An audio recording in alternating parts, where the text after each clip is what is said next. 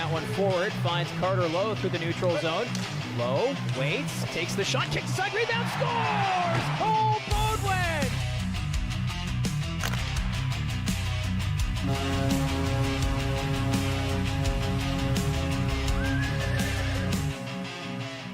Welcome to the CAA Centre in Brampton as we get ready for tonight's this morning's game between the Barrie Colts and the Brampton Steelheads. I was saying beforehand that we need to remember to say today and not tonight. And right off the hop, I say tonight. I was going to say, where am I and why am I in bed at this time?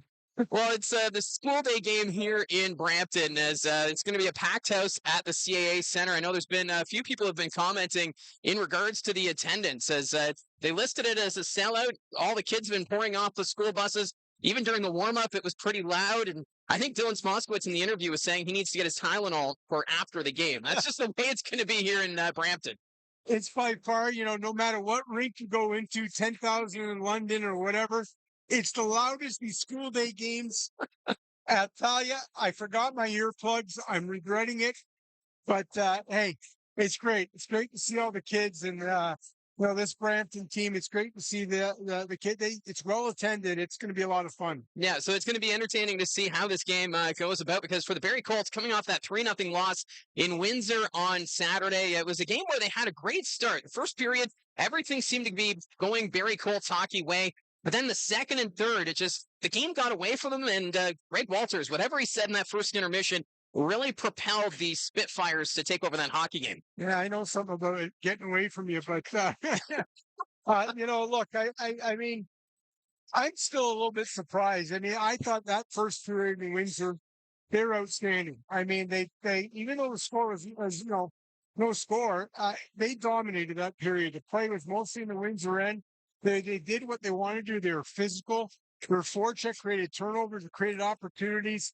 They spent most of the time in the Windsor zone, and then it's kind of like someone pulled the plug, and it was a completely different team. The second period, the third period wasn't much better, and that game was still right there. I mean, you look at it; they give up a shorthanded marker, but the 5-on-3 they scored 1 second remaining, and those are the games you look back and. All that matters is it's a little bit of a trap game. We talked about Brantford, the big game tomorrow night, but you can't look past this one. Got to bounce back here today. Well, the Barrie Colts have had success this season against the Brampton Steelheads. Brampton won the first game 5-3 up in Barrie at the start of the regular season. But since then, the Colts have really had no issues here with this Steelheads team. They went and sold off at the OHL trade deadline, so a lot of their top scorers going on to other teams, including Sebeski and Von Richter joining the Barrie Colts. But still, this is a team you can't overlook because technically the Brampton Steelheads still in that fight for that final playoff spot in the Eastern Conference standings. So this is going to be a desperate team, much like we saw in Sarnia with the Sting on Saturday.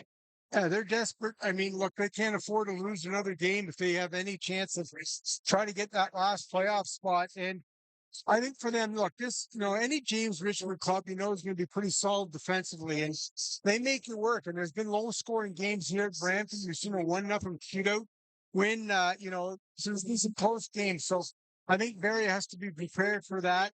And again, for the Colts, look, I mean, it's easy to kind of look past Brampton. They've had a lot of troubles putting the puck in the net. But, I expect probably another similar game where it's kind of one of those grind-out, low-scoring games. And Kingston Frontenac's fans, I'm sure, will be tuning in with high expectations here for the Barrie Colts. Suddenly, the Front fans, supporters of the Colts, because a win here this morning for the Barrie Colts would clinch Kingston a playoff spot. So that's 7 out of the 8 spots, which could be claimed by this afternoon. And for the playoff picture right now, it comes down to Brampton and Sudbury battling it out for the final playoff spot in the Eastern Conference. And we've only got 2 weeks left in the regular season, and then we're going to be talking playoff hockey soon. Yeah, you look at the standings, and I mean, there's so much yet still to be determined, but you look at it, you're almost getting the feeling, the sense for Barrie, it's either going to be Sudbury or Kingston in that first round. And here you are, Kingston's looking to be your friend today and sneak in. I mean, look, that Kingston team, they played well, but I know this time of year, if I say you go into that stretch drive, teams are desperate. Teams sometimes can be loose the way they play and so on. You have to be careful. And, look, again, this Brampton team, they have troubles putting the puck in the net because of that. They have to stick to a more defensive system. And look, like I said, there's been some close games with Barrie, and they need to do that here again. They obviously can't get into a run and gun games with the Colts, otherwise they're going to get blown out. So it's a whole different setup for everybody getting ready for this game, from the players, the coaching staff, even us broadcasters, a different routine getting ready for this one. But we'll go to our Mariposa School of Skating Coach's Corner, where we catch up with Dylan Smoskowitz. Catching up with Barrie Colts head coach Dylan Smoskowitz, and it's the school day game. How do you prepare for a game like this? 11 a.m. puck drop here on the road in Brampton. It's got to be a little different for you guys. It's different. We actually just spoke about it as a group. There's, whether you're a high school student or a university student like some of the guys are, their peers are in school and, probably in a class that they don't want to be in, or maybe having a second job just to support themselves through school. But our guys are here hanging out with their buddies, about to go play a game they love to do. As a coach, as a grown man, I got guys who are in day jobs, sitting at a desk or running around the city trying to pick up some different errands. And here I am about to, hop on a bench and watch some hockey and have fun with my assistant coaches and my players. So it's all about perspective and mindset, and this game is not a burden, it's a privilege. So we're excited for it. And it'll be a bit of a different atmosphere. You're going to have thousands of screaming children in the stands. Did you bring earplugs for this one?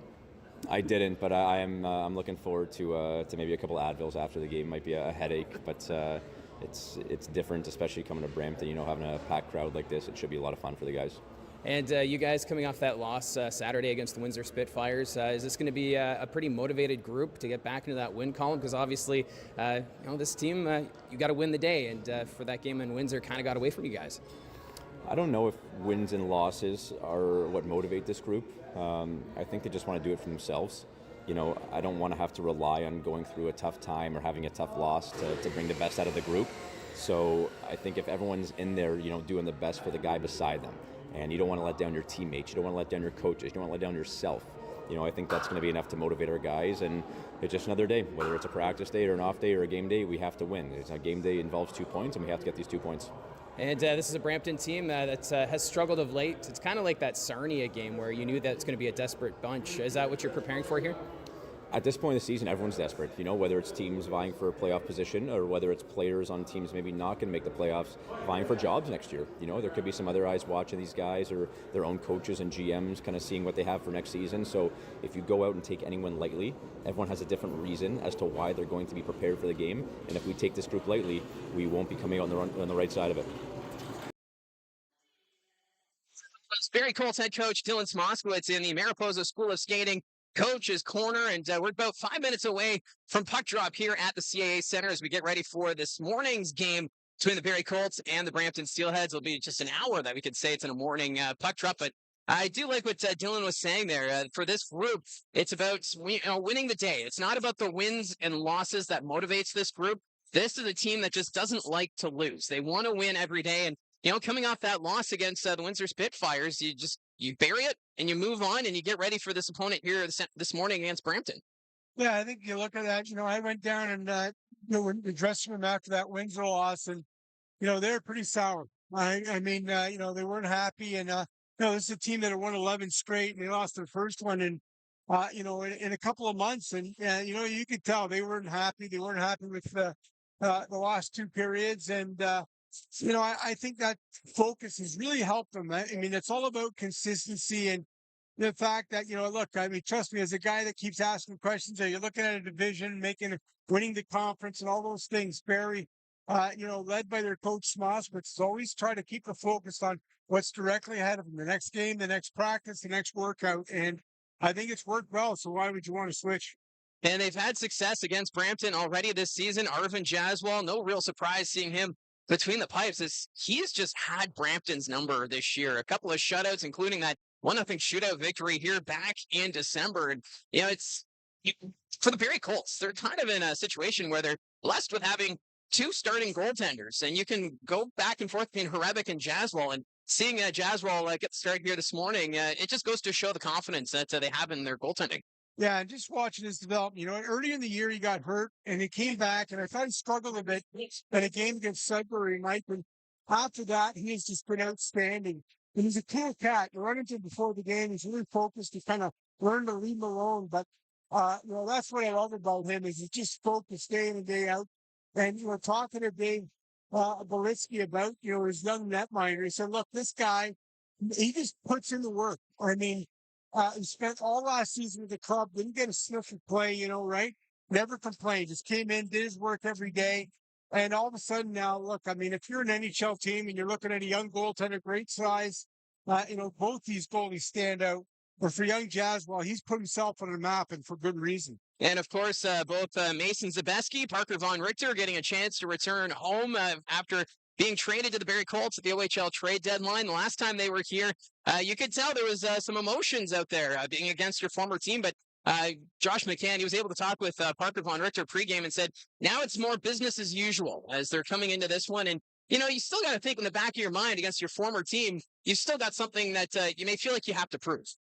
Yeah, look, I mean, you want to show them, right, that, obviously they know. I mean, they know that the deal was going to happen. It was going to go through, that Brampton had to do what was best for them, which was move forward and get some rebuilding pieces. But, look, I even think, though, they came back last game and get a little bit out of the way, but still they know this could probably likely be the last appearance in Brampton against their Steelheads teammates, and that's always special. Yeah, we'll see how it all plays out as the stands are full here in Brampton as it's the school day game. We can already hear the screams through our headsets. I'm glad we do have the headsets, so it kind of muffles the screams here in the arena from the kids.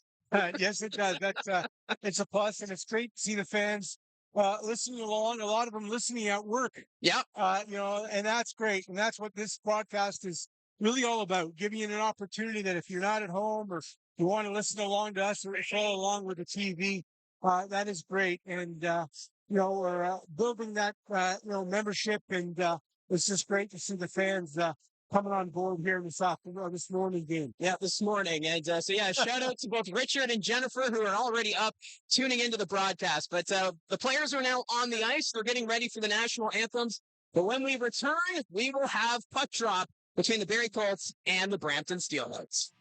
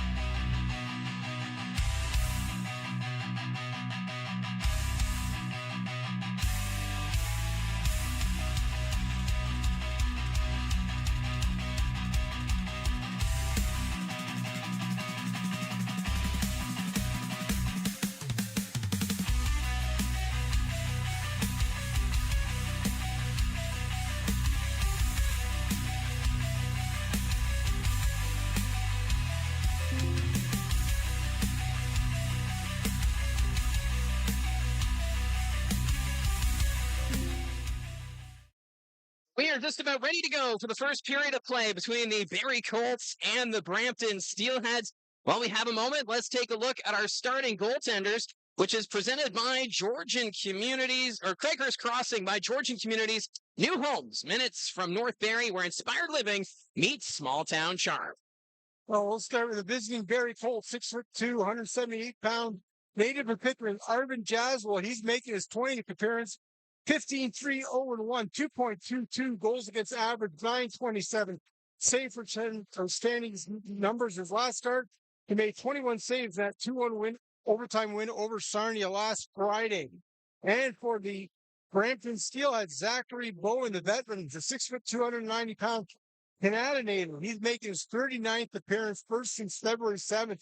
14-23-1, 3.33 goals against average, 894 save percentage. His last start, that was 36 saves in a 2-1 overtime loss against Sarnia. That went all the way back on February 7th. Our referees this morning, Damian Figuera and David Elford, and on the lines, Evan Conrad and Brian Burkhoff, as we are just about ready to go here at the CAA Centre. It's a packed house with thousands of students in attendance, as it's going to be pretty loud here with the kids already raring to go. It was quite noisy as soon as we had the kids enter the arena for the warm-up, but we are ready to go at center ice. Colt Rugland taking the draw here against Troy Patton, and we are underway. Face-off won by the Steelheads. They'll take this back into their own zone. That's center. That's blue line. Amato gets that one off his skate. Colts can't hold on to it. Patton sends it on net. Stopped by Jaswall. Barrie trying to get this one out of the zone. Bodwan sends it across to Justin Hanser. Hanser moves this one out. That's deflected, so no icing. Puck goes deep into the Brampton zone. Back to pick it up is Mason Roy. Roy up to Amato. That was disrupted. Puck sent to an open wing. Steelheads trying to get this one out of the zone. They will. That's going to go down the length of the ice. Rolls on net, so no icing against Brampton. Parker Von Richter sends it ahead. Zabeski got a stick on it. Rolls into the Brampton zone. G is there to collect it now for the Steelheads. Picked off by Crombie. Crombie for the net. Stopped there by Bowen. Got a paddle on it. Puck bouncing at the side of the net. Trying to get there was Gardner. Steelheads with possession. Gee up to Witkowski. That doesn't connect. Passmore keeps it down low. Ends up back behind the Brampton net. Here's Ben Wilmot. Comes around. Sends it back behind the goal. Gardner chasing after it. It's in the corner. Gardner. He'll move this one along. Takes the hit. Sends it to the net. No one was there. Aitchison off the blue line. Hits the brakes along the far boards. Gives it up to Wilmot. His shot on net. And Bowen able to make the glove save. As right now, Gee and Brad Gardner tied up. As you got to figure these Central Division rivals quite familiar with one another. Well, good start for Barrie. We're going to expect a physical one. With all this noise in here, it's kind of ramped up the intensity. We've got a morning game, but both these teams, you can tell they're ready. Early on, the battle's already started. Yeah, it's a little strange saying a morning for a hockey broadcast, but it is what it is. We've had this marked on our calendar for a while, getting ready for this one. As the faceoff won by the Colts, it's at the point. They're going to send it down low to Crombie. Behind the net, in front, paddle down, another chance, and that hits the side of the goal. That was Gardner hitting the side of the net. Steelheads will get this one down the ice. Jaswall's going to come out of his net to play it, so no icing. Evan Passmore back for Barrie. Tied up along the boards, goes up to Gardner. He's going to flip this one out to center ice. Puck comes to the near side. Owen Cartwright's there, takes the hit from Crombie. He'll just dump this into the Barrie zone. Here's Aitchison, facing some pressure along the boards, sends it ahead for Crombie, drops it for Jaden Newton. Newton gets the line and out. Loose puck picked up by Carter Lowe, who's back after serving a 2-game suspension. Lowe skating through the neutral zone. He's going to dump it in. Bowen behind the net. He'll leave it there for his defense. Steelheads pick it up. That's Julian Demiglio. Demiglio is going to drop this one back. Steelheads get it out to center ice. Richmond had a piece of it, taken away there by Eliason. Puck sitting at the blue line. Newton takes a run at his man. Puck rolls out to center. Gee, he's going to send this one in for the Steelheads. Out of his net is Jaswall. Continues it to Eliason. Back around it goes. Jaden Newton chasing after the loose puck. Gee keeps it in, takes the shot, deflected, and that's going to go wide. We have a delayed penalty call here. It's going against the Colts, as it's going to be a cross check, and it looks as though Gabriel Eliason is going to head off. Again, the Colts early on here, and you got a Brampton power play. The Steelheads team has really had troubles and least goals in the Ontario Hockey League this season, but they're going to get an early power play opportunity. Their power play right now, 15th overall in the OHL at 18.6%. Well, the penalty kill for Barrie sitting 11th at 78.6%. Puck rolls to the point, kept in by Roy. He's going to send this one around. Von Richter's there for the Colts. Gets the line, not out. Steelheads keep it in. Amato got a piece of it. Stopped by Jaswal, and the Barrie Colts will get it out. Roy collecting it now for Brampton. He's going to send it back. Carter Hicks back to Roy, facing pressure there from Baudouin. Patton sends it ahead, deflected by Hemming. Amato trying to play it forward. Baudouin, he's going to fire this one into the Brampton zone. That's going to go wide of the net. Mason Roy there to pick it up now for the Steelheads. Roy up ahead. 1:22 left in the power play for Brampton. Puck goes deep. Jaswal out of his net to play it. He's going to send this one around. There's Carter Lowe. Lowe, he'll just dump this one down the ice. Taking more time off the Gabriel Eliasson penalty. It's now down to 1:08. Cartwright behind his own net. He's going to take his time setting up here as Brampton's completing a line change. Cartwright will just leave it there. Picked up by Peter Green. Green sends it ahead to Amidovsky. Amidovsky enters the zone. His pass off escape rolls to the net. Jaswal guides it to the corner. Amidovsky back to the blue line for Cartwright. Cartwright back to Amidovsky. Takes the shot. Blocked by Passmore. Puck comes to the boards. Amidovsky's there again for Brampton. Sends it to the line. Cartwright just keeps it in play.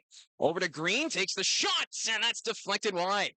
Passmore gets the loose puck. He'll send this one down the length of the ice. 31 seconds remaining in the power play for Brampton. Peter Green back behind his net once again. Shots right now favoring Brampton early on, 3-2. Haven't had too many looks on this power play so far as they get it into the Barrie zone, but it's disrupted by Hanser and gets it out. Mason Roy reaches center. He's just going to peel it back, facing pressure from Zabeski. Out at center ice. Deflected into the zone there by Jackson Williams. Jaswal out of his net. Eliasson about to come out of the penalty box. Puck's in the corner. Steelhead sent it to the point, kept in by Roy. Power play has come to an end. There's the shots, and Jaswal gets the glove on it as that shot came as the power play had expired. The Colts penalty kill comes through there, and I noticed too, the Colts keeping those shifts fairly short. Holden and Hemming come out and start that penalty kill just in 30 seconds. So obviously Lauren proved like key here with that game against Brampton last night. I didn't expect to see Barrie keep along those 4 lines. Yeah, that looming matchup for the 2 top teams in the Eastern Conference taking place tomorrow night back in Barrie. That's going to be a 7 o'clock puck drop. You catch that one on Rogers TV. That's going to be an icing call against the Colts. Well, Joe Sarandra's still out day to day, and one thing with the Colts, I noticed the players too. The comfort of having that deep lineup. You don't have to rush players back, right? And you can let them go through that pain recovery, and we've seen that throughout the year. The Colts not rushing players back. Couple of saves by Jaswal. Pucks around the net. Colts can't get it out. Ben Wilmot, though, gets a stick on it. And now it's Cole Baudouin skates it out through center. Baudouin over to Hemming. Hemming drops it back to Aitchison. Up the middle. Fires that one over that side of the goal. Reaching for its Wilmot. Spins. Fires. Stopped by Bowen. Bowen trying to cover it up. Puck's still loose. Now he finds it. And he'll hold on as we've played 5 minutes into this first period. And that may be the best chance so far from the Barrie Colts.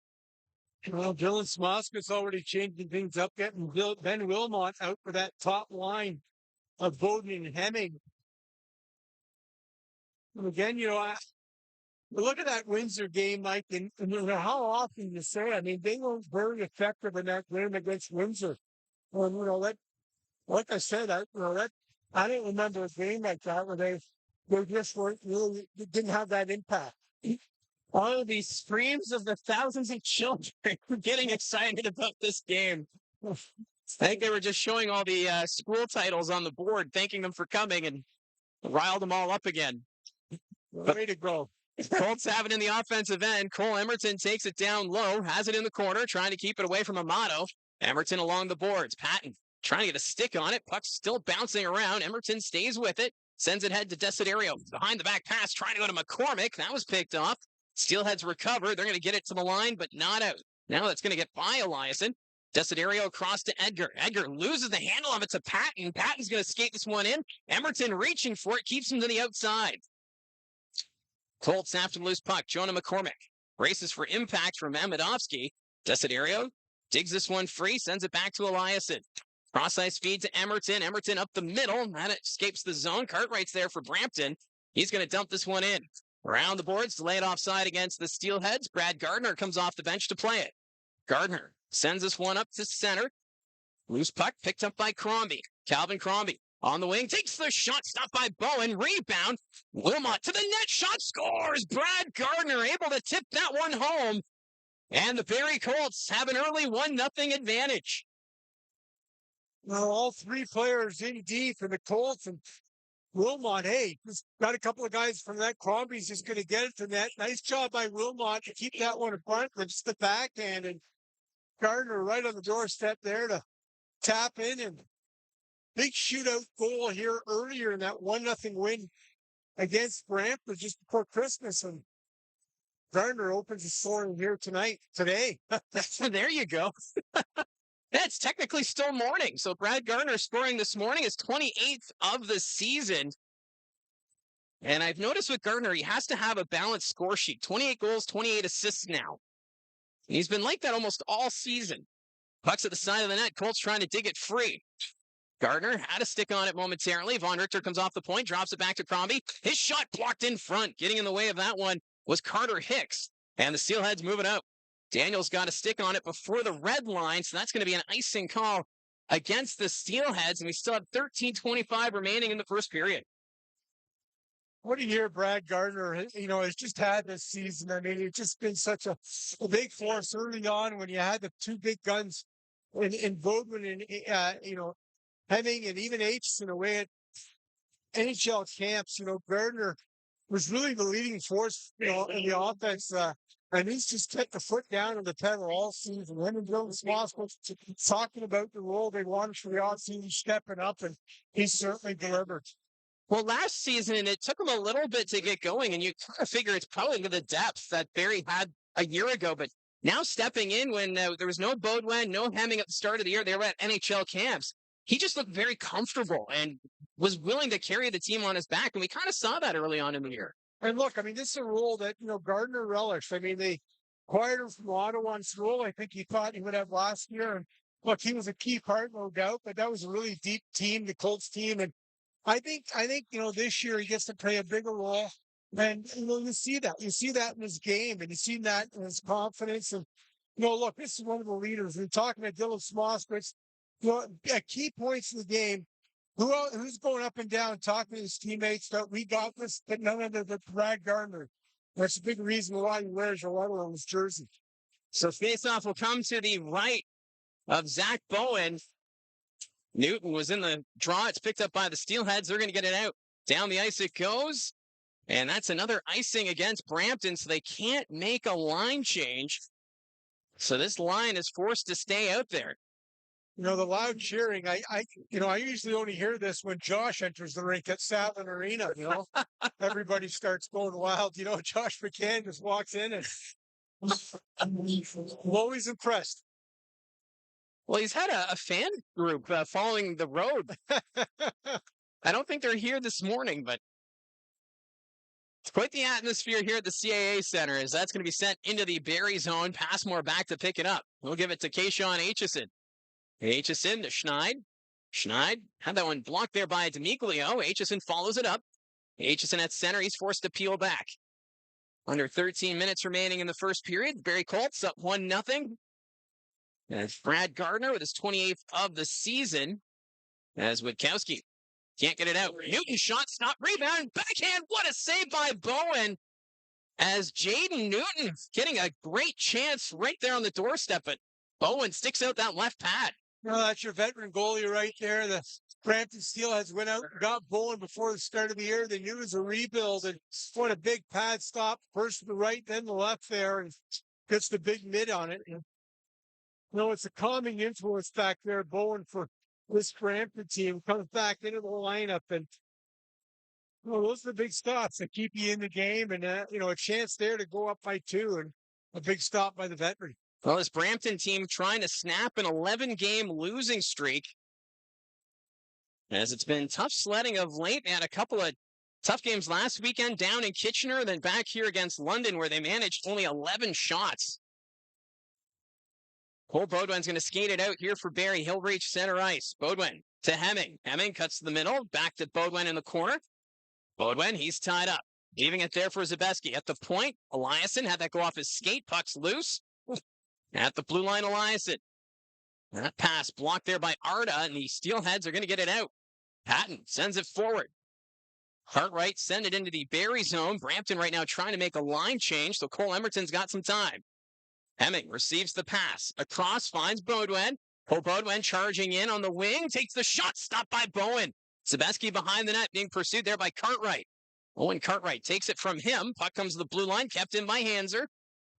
Amidovsky, he'll pick this one up. Sends it out to center ice. Here's Stankoven on the wing. Drops it back to Amidovsky. Amidovsky shot wide of the net. It almost went off the skate of Botno. But now it's a 2-on-1 for the Barrie Colts. Jonah McCormick and Eamon Edgar. McCormick to Edgar, and that's deflected. As getting a stick in the lane was Mason Roy. As that was a quick turnaround there from the Barrie Colts. Well, that old play started with a great little flip pass by Desiderio. Got that puck at the boards there and just tapped it inside, and then Colts were off to the races, and Edgar just can't handle that. But and again, it's those little plays that, stick out. And Desiderio, nice little pass there into the middle when he gets the Colts going the other way. So we're going to face off now to the right of Bowen. Botno's going to take the draw here for Brampton against Desiderio. He's going to win this one back to the corner.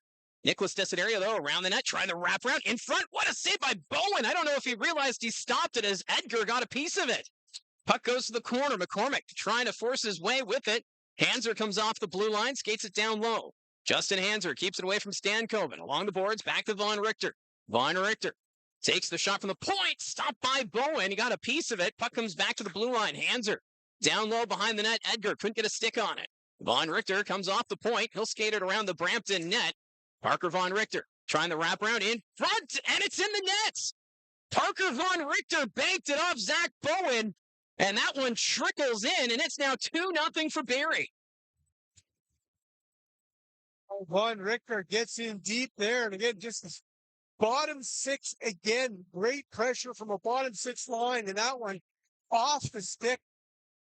In front, Von Richter fighting off the defender, putting it back behind him, and then coming out on his backhand, and he's going to try to flip this one across. Instead, it goes off Bowen's stick and into the net.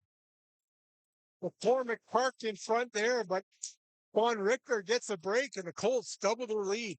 What a start here for Parker Von Richter and the Barrie Colts. For Von Richter, the former Steelhead, that's now 10 goals on the season.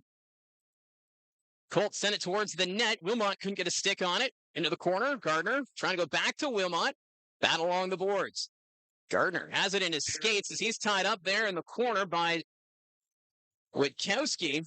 Still trying to move it. Ben Wilmot digs this one free. Comes out from the boards. Back to Passmore. His shot wide of the net. Puck's going to go to the far side. Aitchison, he lost the handle of it. Wilmot, though, keeps it in. Sends it back to the back of the Brampton boards. Into the corner it goes. There's a big hit from Gardner. Delivered the check there on Cartwright. Crombie at the point. His pass picked off by Williams, and the Steelheads will get it out.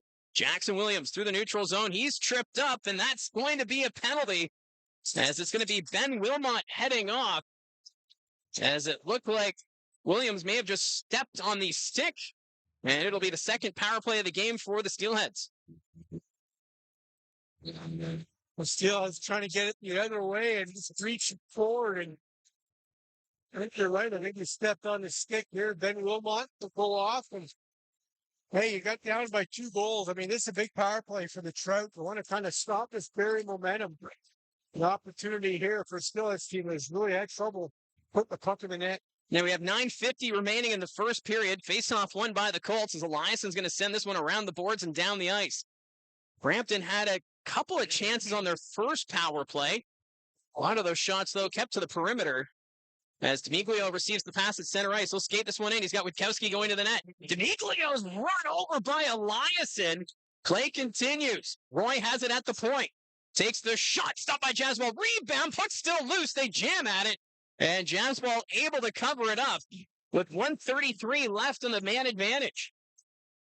Well, nice job by Jaswal. That one kind of bounced off him, and pressure tonight. I think D'Amico was parked in front there trying to whack away at that loose puck. And Jaswell does a nice job of corralling it and bringing that one under and getting the whistle.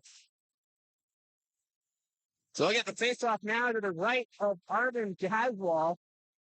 Gardner is going to take the draw against D'Amico. Listen out loud. Hopefully, those tuning in can hear what we're saying. It is loud. Carter Lowe, down low behind his own net, gives it to Parker Von Richter. Von Richter sends this one ahead, and that's going to be deflected down the ice. Hicks loses it. Here's Gardner shorthanded between the legs and stopped by Bowen. Oh, that would have been the highlight of the month if Gardner could have pulled that one off. Here's Witkowski trying to send it into the Barrie zone. Gardner is there. Battle along the boards. Gardner sends this one ahead. Roy blocked that clearing attempt. Von Richter ties up Witkowski, and the Steelheads trying to send it around, but it's picked off by Hanser and down the ice. Brad Gardner at times looked like he's got a magnet on his stick. That puck just was going to leave him and trying to go through the legs there, and he almost beat Bowen, but the veteran, another big stop. Gardner may ask for more morning games. Here's the shot stop rebound. Patton couldn't get to it in time. Cartwright at the point, keeps it in for Brampton across to Green. Green carries it ahead, side of the nets, and that one went off. Amato in front. Crombie trying to dig it free. It's in front of Jaswell. Steelheads get it back to the point.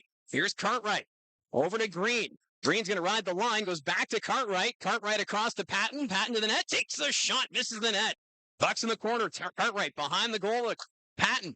At the blue line is Green. He'll keep it in. 10 seconds left in the man advantage for Brampton. Passmore's there along the boards. In front, stopped by Jaswell. It bounced off Zabeski. And then Amato will hop onto the back of Mason Zabeski, and the linesman will get between them. Well, good pressure by Brampton on this power play. And Jaswell getting in. But how about the play by Zabeski there? Cartwright looks like he's going to have that easy tap in. And good job by Zabeski there, just to tie that up and get it out. And then he goes up and ties up another man. So great penalty kill there by Zabeski. And well, they're showing the replay of that between the legs play by Gardner, and Bowen wasn't fooled by it. But I think you're right. I'm going to ask Brad Gardner, hey, you up for more of these morning games? He's been electric to start this game, and we still have 7:50 left in the first period as the Colts clear it out. So there goes the power play for Brampton. Steelheads will regroup back behind their own net. There to play it is Sean Matthew Goyette. Up the wing. Carter Lowe got a stick on it. Emerson's going to send it ahead. Lowe carrying it in now for the Colts. Hits the brakes. Carter Lowe towards the net. Schneid wasn't ready for it. Pucks along the boards. Jackson Williams finds it. That pass picked off by Lowe. He'll take the shot from the point. Bowen looked like he wanted to play it, but thought better of it, and he's going to hold on. Carter Lowe, the veteran, gets back after that 2-game suspension, and that's pretty good power play by Brampton. And they had good pressure. They kept it in the Barrie zone there. And they really rely on there. It's the best he is standing out there. But Jaswell is just a force back there. You know, look how calm he is back there. I mean, all sorts of chaos in front of him. And just the ability to kind of stay calm and reach out, grab that puck when you got all sorts of blue shirts around you. Well, he's already made 9 saves in this hockey game. 7:20 left to go in the first period. As the Steelheads skated up, here's Hamidovsky into the zone. He'll hit the brakes. That pass blocked by Emerton. Into the corner it goes to Stankoven. Stankoven in a battle there with Jaden Newton. Puck taken away by Eliasson. Eliasson up ahead to Lowe. Couldn't get a stick on it. Peter Green will collect it. Green sends it across to Hamidovsky. Hamidovsky to Bont. No, the puck bounced on him. Schneid collected it at center. That doesn't go too far. Ends up back in the Barrie zone. Cole Emerton. Back to Eliasson. Stankoven reaching for it.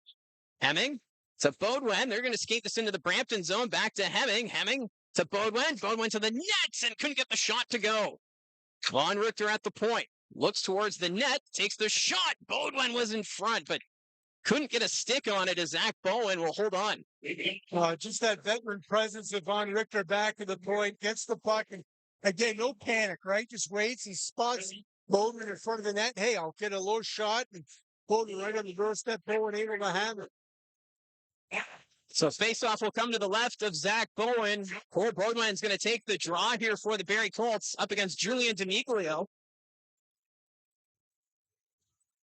As they get set for the draw, they drop it. One there by the Steelheads, rolls on net, so Bowen's going to cover it up, and surprise, surprise, Mason Zabeski right away going to the net, surrounded by blue sweaters.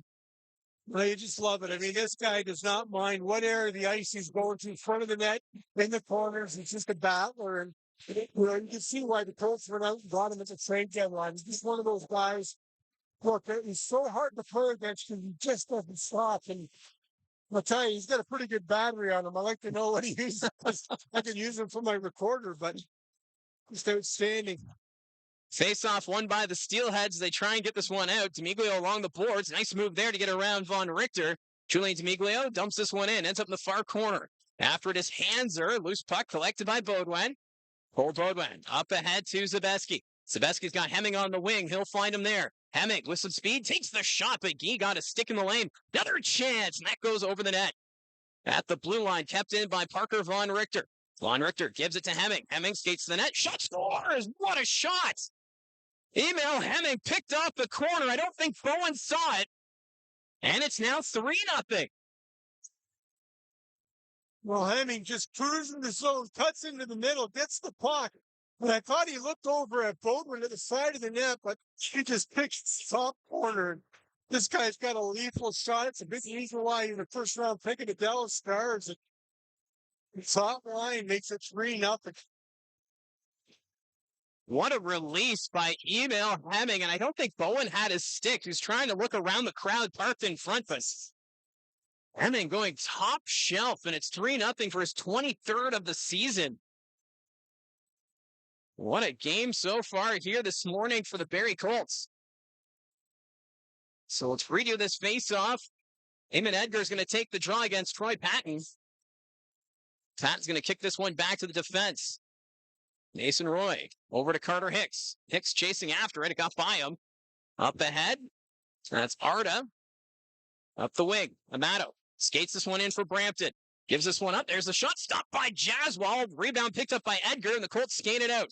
Nicholas Desiderio. He'll dump this one in. Off the end boards. It's the side of the net. Hicks bumped off the puck there by Desiderio. Patton follows it up.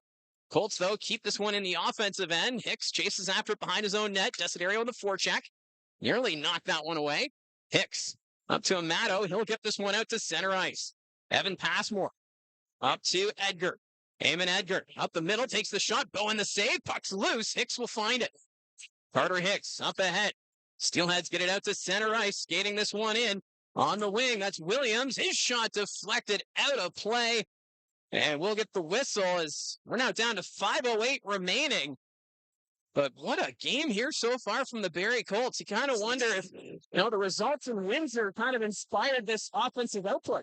I certainly want to see Coach Phyllis Moskowitz has to be really happy with how his Colts come out here in the first period. And, look, you don't want to get caught in these tight games if you can. And they're getting some offense going. They've had a couple of big penalty kills. Jaswald has been solid when he's had to, but let's see here again. We saw how effective they were in the Windsor in that first period, and a good response back. This is how you want to bounce back after a loss like that. Well, usually on the road, you say you want to take the crowd out of the game. I don't think that's possible here with the school day game. I don't think there's any hope of that. And trust me, I'm wanting it. Well, Smoskowitz in the pregame in the coach's corner, he said that, he's got the Advil ready for postgame. I guess we should have stocked up. I got the Tylenol extra strength at home, Mike. I'm not going to lie. I'm ready. I'm ready. So we got 5:08 remaining here in the first period. 3-0 for the Barrie Colts. Goals from Gardner, Von Richter, and Hemming. So we'll get this face-off now to the right of Arvin Jaswald. Daniels set to take the draw for Brampton. It's won by Gardner. Colts with possession. Emerton's going to flip this one out to center. Crombie gets a stick on it. Puck rolls into the Brampton zone. Steelheads with it. Green passing it ahead. Daniels hits the brakes. That pass taken away by Gardner. He's going to send it back to Cole Emerton. Emerton along the wing. He'll skate this one in for Barrie. Puts that one wide of the net. Gardner on the far side. Down to the corner. Calvin Crombie trying to regain possession. Gardner's there. Gives it to Wilmot. His shot wide of the net. Emerton off the point. Has it in the corner. Trying to keep it away from Eggleton. Gardner tied up. Loose puck goes to the corner. Green will send it forward. Daniels will get it out. Blocked by Wilmot. Colts are offside, so they'll move it to the near wing, and Crombie's going to dump it in. Cartwright back to play it for Brampton, being chased out from behind the net. Sends it ahead to Eggleton. Eggleton reaches center. He's going to dump this one in. Jaswal guides that one to the corner. Here's Justin Hanser. Hanser, backhand pass. That's picked off, and Botno, though, couldn't take advantage. Jade Newton sends this one back to Von Richter. Parker Von Richter taking his time. That pass off his skate. That went off Stankoven. Von Richter gets it on the far side, and he'll dump it in. Looked like the Colts may have got a piece of it, but they're going to call this icing, and they're going to bring this one back into the Barrie zone. Get off to a good start. Colts come out with really good energy here in this one, and it's a lively crowd, and they kind of fought through that. A couple of penalties as well.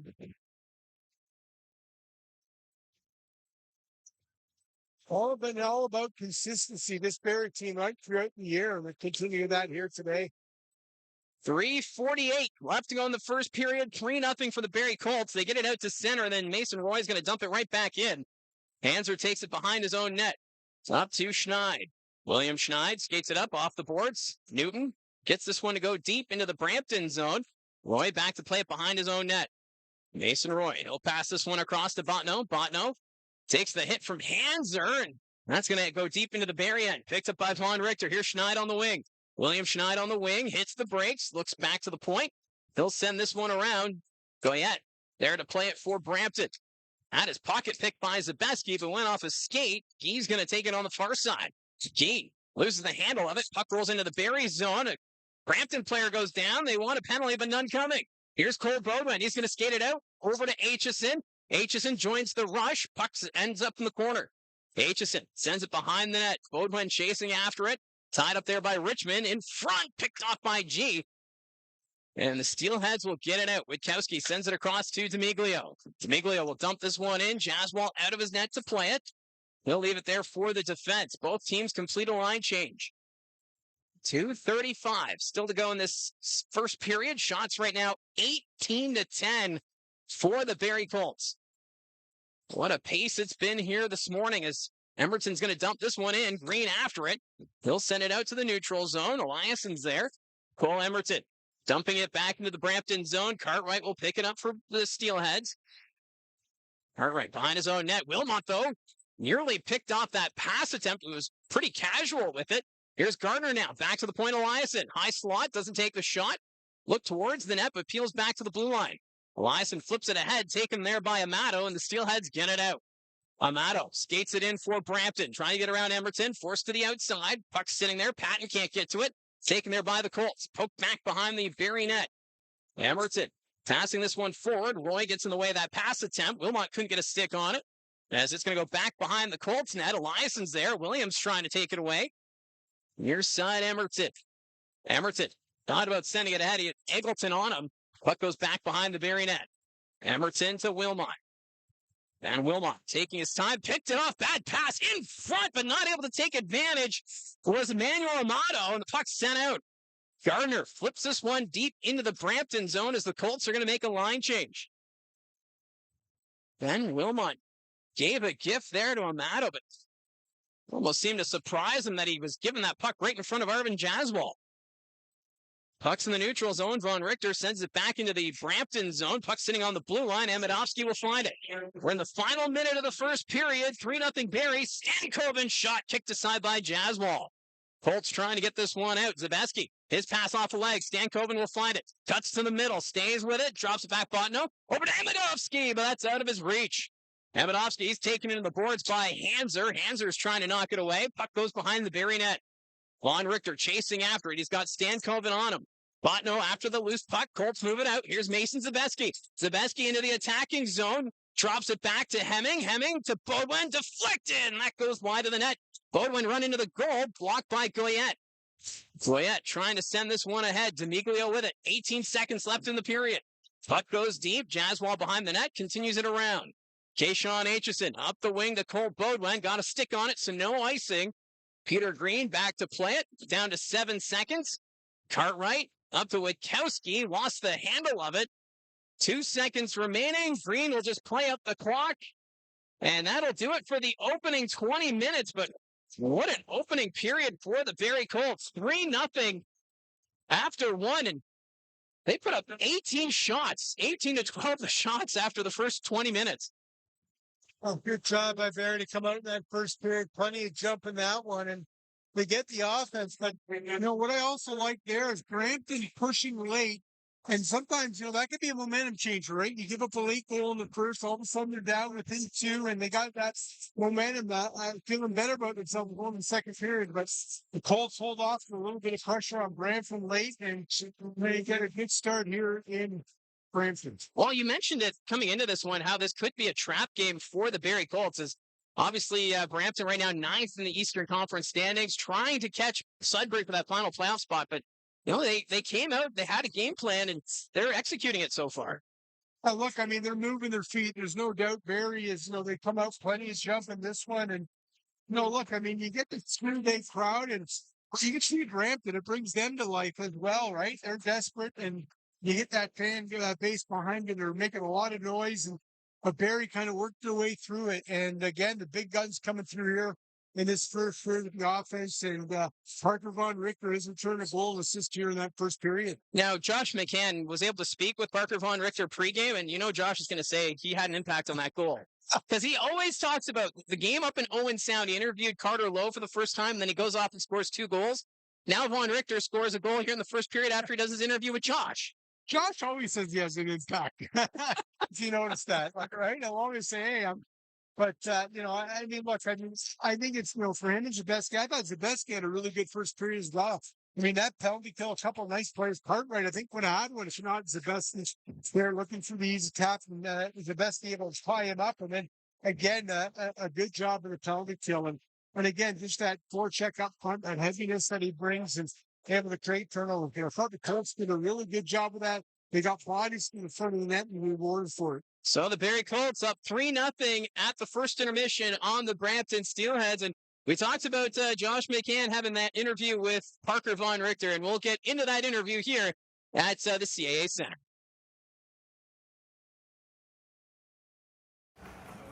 Well, joined by Colts defenseman Parker Von Richter. Parker, it's your second time back here in Brampton. Does it feel a bit easier this time? Yeah, the first time it was more getting back to see the crowd, saying hello to everyone that, I said bye to at first, and it was a good time coming back, and now all business. Got to get the win today and then move on from there. Now, a school day game today. Brampton does have a few school day games a year. Were you able to pass on your experience to some of the guys in the locker room that haven't had to do this before? Yeah, they're pretty cool games, especially here, getting to pack the crowd, which doesn't happen too often. But, yeah, it's fun to ride off the crowd's energy, and it's going to be a good game. Is it hard at all getting up for a game at 11 a.m.? Not really. Kind of, it's different than the normal schedule, so getting here nice and early is a bit different, but, lots of energy for the day. Kind of feels nice for you guys, though. You got back-to-back here with Brampton and Brantford to have the game a bit earlier today and not have to deal with a traditional back-to-back against the top team tomorrow. Yeah, I think the early game doesn't change too much for us, as we're always ready to go for the games at night, but yeah, it helps having a couple extra hours to rest, relax after this game. Now, what's the experience been like over the last couple of weeks getting adjusted here in Barrie? Play with a couple different guys, of course, Justin Hanser, Teague Vader, and then when needed, you get up on that top pairing with Keyshawn Aitchison. Yeah, playing with everyone on the back end, it's been great. I had no issues with any of them. We're a really tight-knit group, and it's been, unreal so far in Barrie. Now, what's your mindset going into the rest of the year? You got 9 more games to go, and then plus playoffs. Day by day going into the playoffs, can't take too much look into the future. So we're going day by day, win each game one at a time, and then look forward to playoffs. Of all your former teammates, who are you most excited to play against? I'd have to say Will Eggleton. I've known the guy for a long time. Him or McGregor Richmond, one of the two.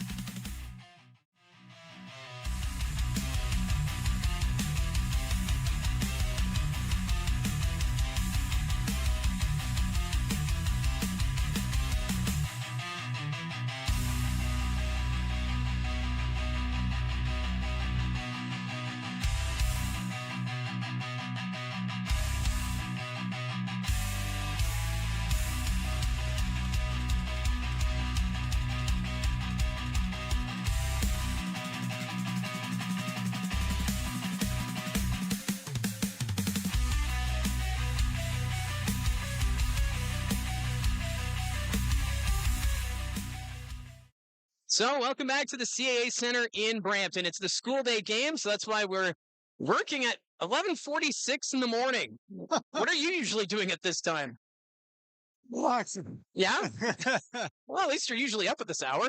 Oh, yeah, I am. But, getting some rest, doing a little bit of writing. But, as always. Well, there we go. But it is 3-0 right now for the Barrie Colts over the Brampton Steelheads. What a start to this hockey game for Barrie. Gardner, Von Richter, Hemming, your goal scorers.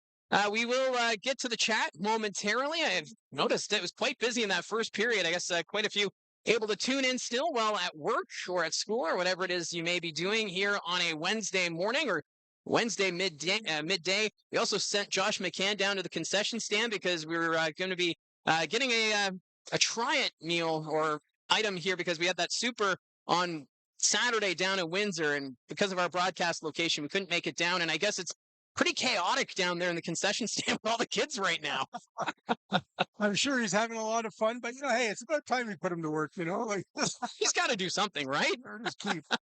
So no games obviously underway right now in the OHL. All the other games taking place this evening at 6:30. So an earlier start for the London Knights. They're taking on the Guelph Storm. At 7 o'clock, we've got the Flint Firebirds taking on the Sioux Greyhounds. And then 7:05, the Kitchener Rangers, they'll be traveling to Sarnia to face the Sting. So 3 Western Conference matchups. But this is a big game for the Eastern Conference, as if the Barrie Colts can win in regulation here this morning, the Kingston Frontenacs will clinch a playoff spot. We're going to be actually in Kingston that final week of the regular season. That could be a playoff preview, as right now, if the playoffs started today, we'd be looking at a Barrie-Kingston opening matchup, and that's a Frontenacs team well coached by Troy Mann, and that's going to be a tough battle after what we saw last year in the second round of the playoffs. Yeah, don't let the standings fool you. That's a competitive Kingston team, and they play smart hockey, and a lot of big part of that is by Troy Mann. I mean, his team's well coached, and you hear that say a lot, but trust me, I mean, that Kingston team, it just plays real solid hockey, and again, it's going to be it's interesting. All these games mean a little bit something. Look at that Western Conference, Mike, and teams still fighting for home ice at top of the conference. Windsor and Flint looks like they're gonna meet in that first round. They're battling away. So we're gonna open up the chat as Josh came back. It looks like he gave up on the concession downstairs. He says it's his worst nightmare. It was pretty bad down there, apparently. So it's a school day game here at the CAA Centre. So I guess we'll have to save that for when we're Oshawa. But anyways, at the chat, Tammy saying, don't forget this Saturday is country night. So wear your cowboy or cowgirl hat. You've got a good cowboy hat, don't you? No comment. Do you have your boots still? No. Do you know how to line dance still? No. Well, there goes my intermission idea for Saturday. But yeah, good call there for Tammy, and also sitting in her car listening in. And I think that's the great thing about the broadcast is that we can, you can tune in from wherever you may be, in the car, at home, even at work. It's a great example of it. Yeah, it's very appreciative of everybody kind of finding a way, and we hear that a lot from fans, getting an opportunity to listen from wherever they are. They might be busy on the road somewhere. They could kind of tune in, and that's why we do it. That's why we thought we'd start this, and a little run, and hopefully we keep going here until May. There we go. And Liam says he moved his board meeting for the match. Oh, that's dedication. That is dedication. So well done, Liam. And Richard says, kind of nice being able to listen to a game while working away here. Don't forget your showers before going to Oshawa. Poor Oshawa. They're going to get that down.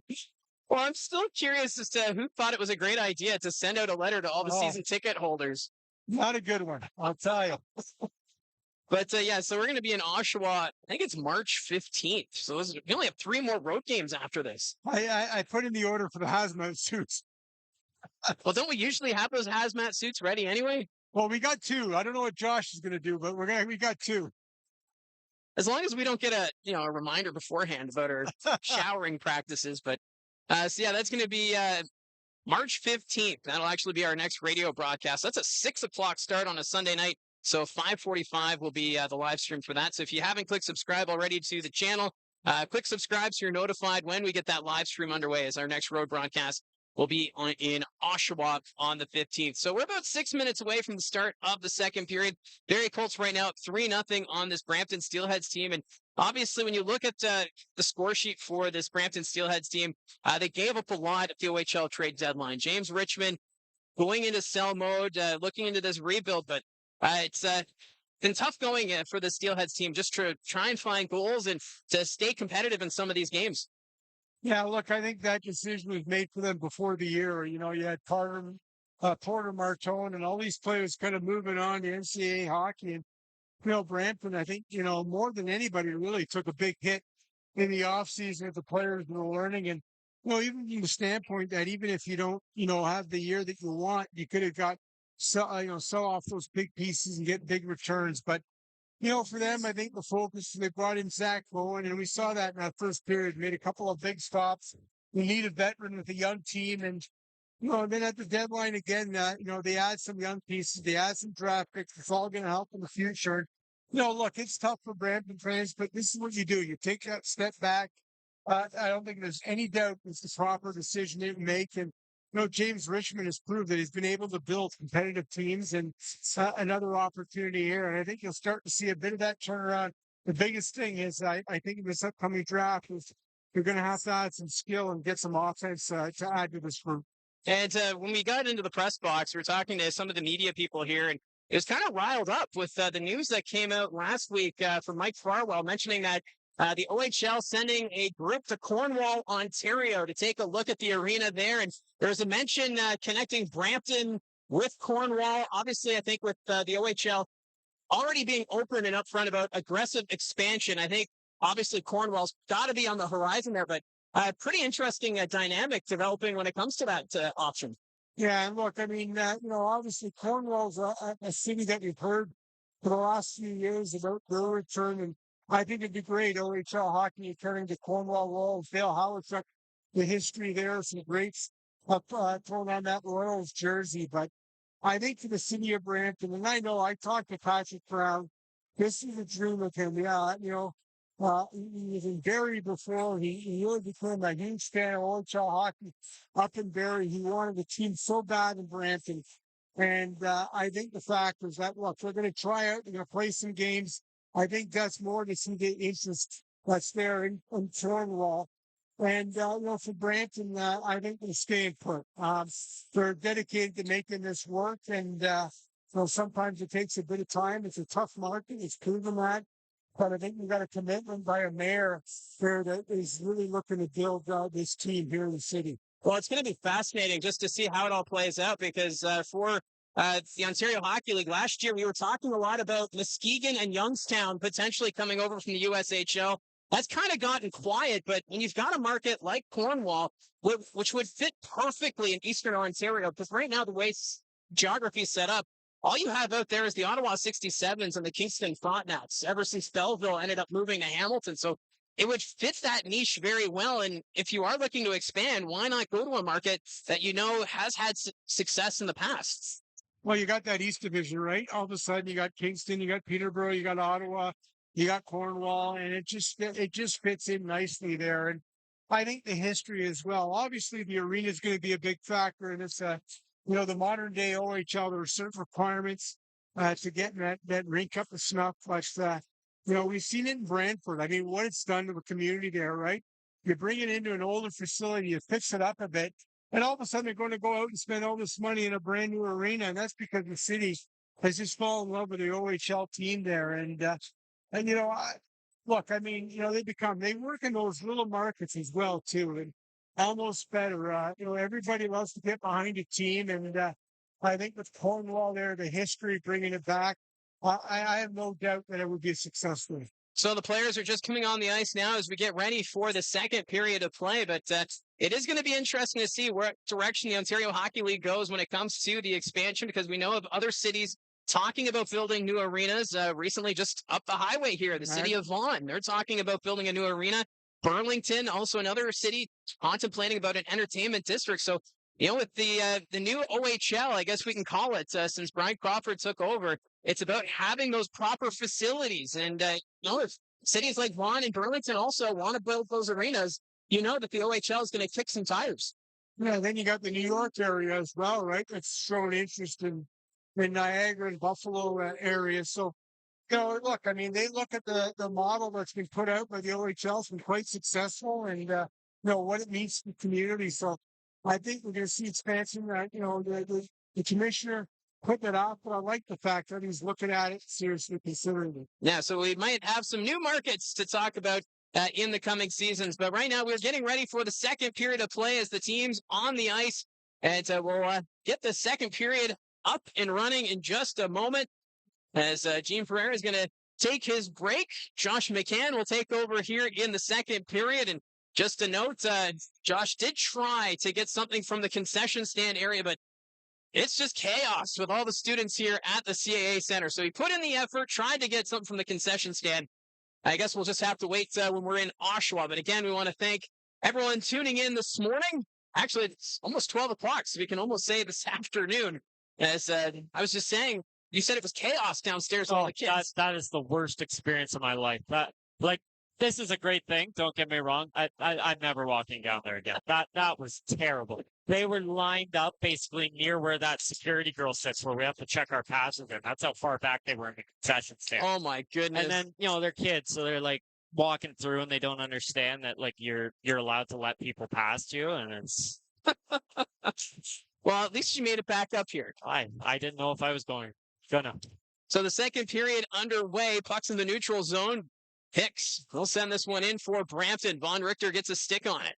Parker Von Richter, his pass picked off by Patton. Patton goes around the net in front. Von Richter with the block. Another chance stopped by Jaswal. And that's going to be collected by Zabeski, and he's going to get it out. Zabeski across to Hemming. Hemming on the wing, hits the brakes. Phil will send this one ahead, picked up by Hanser. Hanser back to Hemming at the point, takes the shot, blocked by Patton. Arda comes up with it, his pass blocked. Loose puck picked up by Zabeski. It's in his skates. That's going to be knocked out to center. But the Colts able to pick it up at center ice. Kayshawn Aitchison. He'll dump this one in for the Colts. Back after it is Carter Hicks. Delayed offside right now against Barrie. This will give some room for the Brampton Steelheads to regroup. Peter Green taking his time behind his own net. Whereas the Steelheads completing a line change right now. They'll pass this one up to Cartwright. Cartwright going up the wing. That's deflected on net. Jaswal jungled that one a little bit, but he's able to hold on, and we'll get a face-off. Well, strong start for Barrie, up 3-0, and it's pretty interesting. I was saying, texting someone in the intermission, I've never seen an away team score 3 goals, allow none, and put up 18 shots on net, and somehow the crowd's gotten louder since then. Well, Gene and I were saying in the first period there how, as the road team, you want to take the crowd out of it, but I think that's impossible. This crowd is just excited to be here. Gene's having some issues right now. I can't put anything down. Colts take it towards the net. That's batted away by Bowen. Here's Brad Gardner at the blue line for Barrie. Up the middle. Takes the shot. Stopped by Bowen. Aitchison, one hand on his stick. We'll play it here from the corner. Crombie back to Aitchison to the net. Backhand. Stopped by Bowen. Loose puck. Sends it back to Wilmot. Wilmot comes back to the blue line. Takes the shot. Bowen the save. And he'll cover it up. But what a chance for Kayshawn Aitchison. He was just given a lane straight to the net. Yeah, not the guy you really want to let get loose. And for Aitchison, of course, he tied the record for most goals by a Barrie Colts defenseman in a single season against Brantford, tying himself at 26 goals. Wasn't able to get a goal on the road trip on the weekend, so we'll see if he can get one here we'll get another record against the Bulldogs tomorrow. It's all about setting the records this season, it seems, for Kayshawn Aitchison. Right now, the puck's going to go deep into the Barrie zone. Emerton will pick it up for Barrie, sends it ahead. Picked off there by Stankoven. Puck sent deep into the Barrie zone. Emerton goes around his own net. Paul Emerton up the wing. Deflected to the line. Kept in by Stankoven. Carter Lowe trying to get it out. Puck bouncing back into the corner. Emerton to pass more behind his own net. Newton gets this one out. Goyette will collect it at center ice. He'll send that one deep. Ends up behind the Barrie net. There's Gabriel Eliasson. Sends it around. Schneid catches up to it for the Colts. He'll skate this one out. Schneid sends this one into the Brampton zone. Goyette, first one on it. Lowe trying to get a stick on it. Puck goes behind the Brampton net. Gee, had it for a moment. Newton couldn't get a stick on it. Here's Emerton at the point. He's shot wide of the net. Bowen didn't see it. Eliasson sends this one around. Amidovsky picks it up for Brampton. Goyette has it in his skates. Taken away by Lowe. In front, no one there for the Colts. Botno's going to send it ahead. Stankoven skates it out for the Steelheads. He's going to dump it in. Jaswal behind the net. Back up by him. Justin Hanser up the wing. Tipped into the zone by Edgar, so no icing. Back behind the net, that's Bowen. He'll play this one around at center ice. Knocked down by Von Richter. Von Richter dumps this one in. Hicks comes back to play it for the Steelheads. He'll send it around. Picked off. Edgar, his shot wide of the net. Side of the goal. Desiderio couldn't get there in time. Nicholas Desiderio sends it around. Edgar behind the Brampton net. In front, McCormick couldn't get a stick on it. Eggleton loses it to Desiderio. Puck's at the point. Shot blocked in front. And the Steelheads will move it out.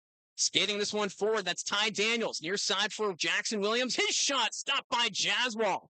On the near side. Desiderio trying to get a stick on it. Daniels keeps it down low. Hanser up ahead to Von Richter. Von Richter to Desiderio. Desiderio sends this one into the Brampton zone. Peter Green back to play it here for the Steelheads. We'll move this one up. Knocked loose. Puck still in the neutral zone. Arda trying to play it. Zabeski sends it back to Aitchison. Aitchison up the wing. Picked up by Zabeski. He's going to dump it in. We're past the 4-minute mark of the second period. Puck rolling along. Cartwright takes a hard hit from Zabeski. Hemming comes up with it for the Colts. Back at the blue line to Beaudoin. Beaudoin tied up by Amato. Amato trying to move it to the line. That'll escape the zone. Colts trying to send it right back into the Brampton end. Zabeski got a stick on it. Delayed offside. Peter Green back to Cartwright. Cartwright up the wing. Amato skates us in. Look out as Kayshawn Aitchison had Amato lined up, but kind of let up at the end. Cole Beaudoin back to Aitchison. To Zabeski, overskates it. Still trying to play it. His shot blocked in front, went off ahead. And Beaudoin fires it off into the netting and out of play, but it looked like the puck went off the side of the head of Owen Cartwright. They're calling over the trainer as he takes a knee. But what a chance there for the Barrie Colts. Yeah, a couple of good looks again for Barrie and that fourth line as well. The shift before that, McCormick, Edgar, and Desiderio, they've done a great job tonight. They've come close, or this morning. They've well, it's now afternoon. This afternoon. It's I don't know. 12:03. I went through all three of them, but they had a good start to the game. I thought, one thing I noticed as well. I mean, the Colts get that second goal, they make it 2-0, and James Richmond responds with his top line. Dylan Smoskowitz brings out the fourth line. And it was the fourth line of the Barrie Colts that won the shift, even though they were playing Brampton's top line. So credit to them. Obviously, Brampton, you look at that top line, Amato, Patton, and Arda, it's pretty clear that this final month for the Steelheads is about getting the young guys playing time. Well, they're playing for jobs, even for next season.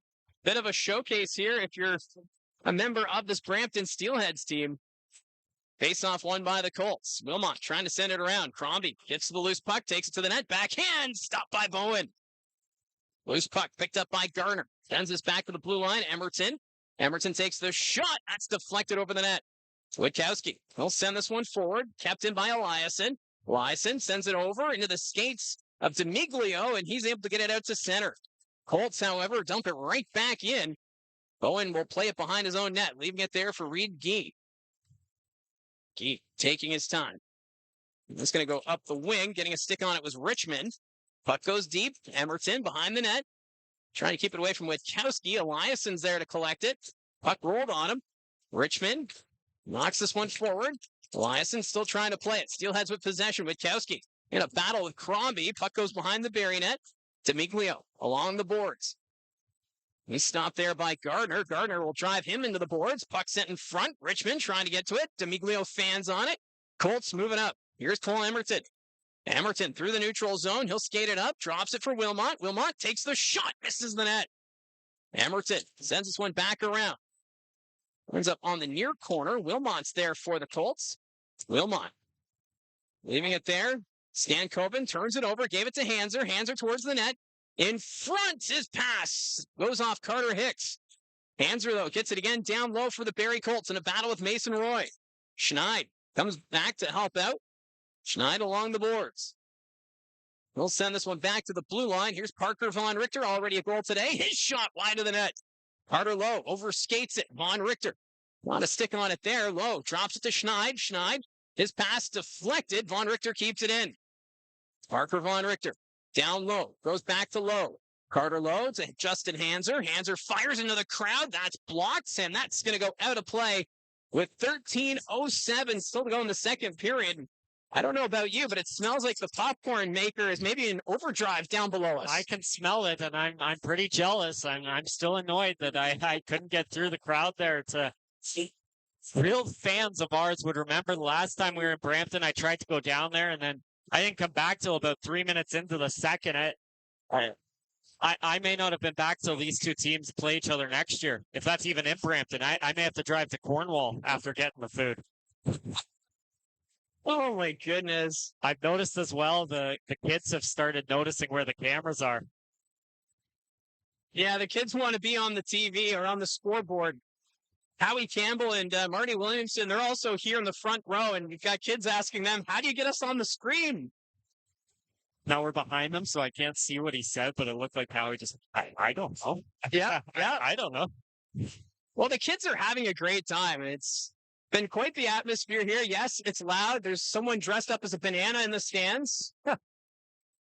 You get a little bit of everything here in Brampton, apparently. It's a bit different, but for once a year to do it, it's fun. Not sure I'd want to do this every game of the year, but no, we don't have one in Barrie, but maybe in the future, who knows?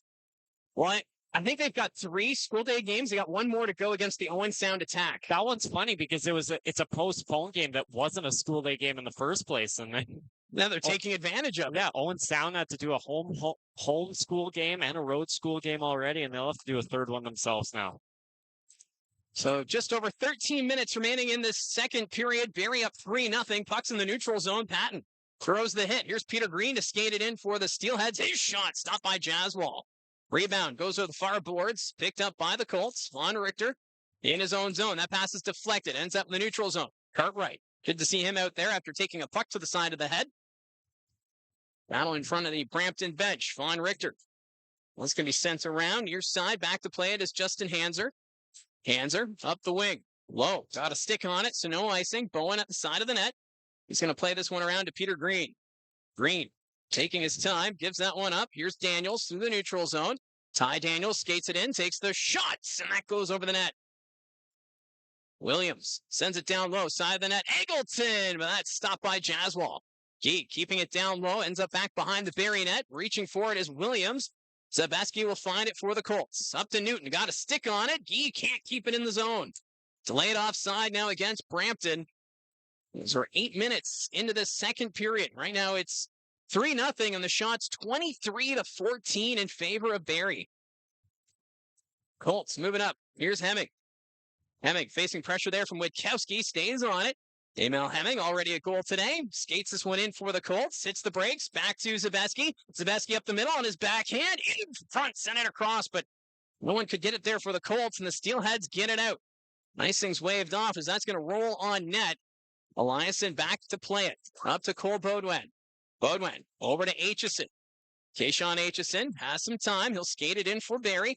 Aitchison goes down low. Back to Baudouin, but Witkowski got a stick on it. Puck goes in the air, bouncing in front of the net. Picked up by Goyette. He's going to clear it. Puck goes back into the Brampton zone. Aitchison facing pressure from Demiglio. Kayshawn Aitchison. Backhand pass up the wing. Hemming got a stick on it, so no icing. Goyette back behind his own net, being chased by Baudouin. Baudouin picks his pocket, has it in the corner. Cole Baudouin looking for an option, comes back to the point. Eliasson takes the shot, deflected as Bowen got a piece of it. Puck goes to the corner. McCormick racing after it here for the Barrie Colts. He'll tie up his man. McCormick has it in his skates. Picked up here by Gee. He'll give it to Botno, and the Steelheads move it up. On the wing. That's Amidovsky, but put himself offside, and we'll get a whistle. So Nathan Amidovsky, one of the additions at the deadline for the Steelheads, and well, that's more about next season, but for him, probably a bit of a tough transition. I mean, you get traded off a team that's battling for first in the league, and you end up here with a team in a rebuilding year, but he'll get a good opportunity next year. Steelheads should be better, and he can take his experience with the 67s and use it next year to help out some of the younger guys that haven't been a part of a contending team yet, like a Stankoven here on the draw.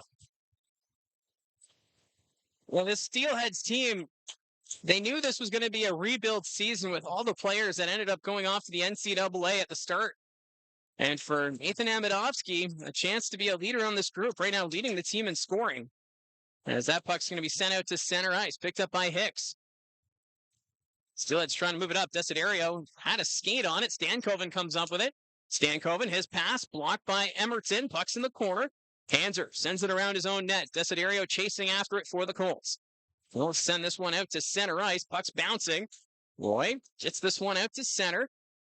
Picked up by Amidovsky. Nathan Amidovsky skates this one in. Passes it across into the middle. Stankoven kicked aside by Jaswal. Eamon Edgar picking it up now for the Colts. Up ahead, here's Calvin Crombie. Crombie will skate this one in for Barrie. Still with it. Crombie ends up in the corner. Passes this one back to the point. Gardner had a bounce on him. Puck goes to the far corner. Carter Hicks. He'll send this one around. Near side, Arda. Took a bump there from Gardner. Peter Green in the corner. Up to Arda. Stankoven. He'll skate this one out to center ice. He's going to dump it in. I think the fans are right now chanting, "We want a goal." Here's Brad Gardner in his own zone. Passes this one across. Crombie can't catch up to it. Cartwright will get to it.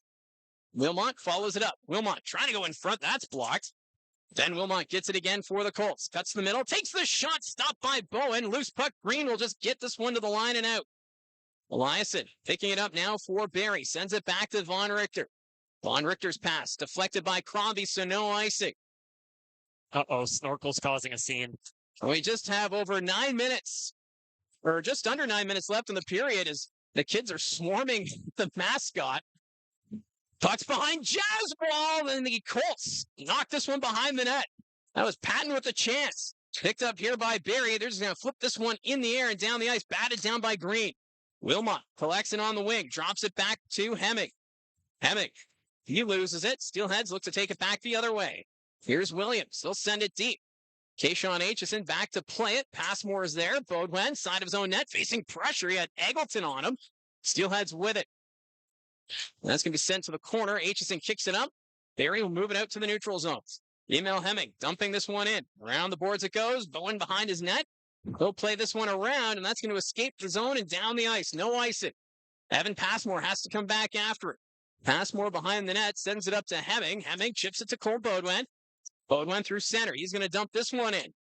And now it's dump and chase here at the CAA Centre. All 3 goals coming in the first period.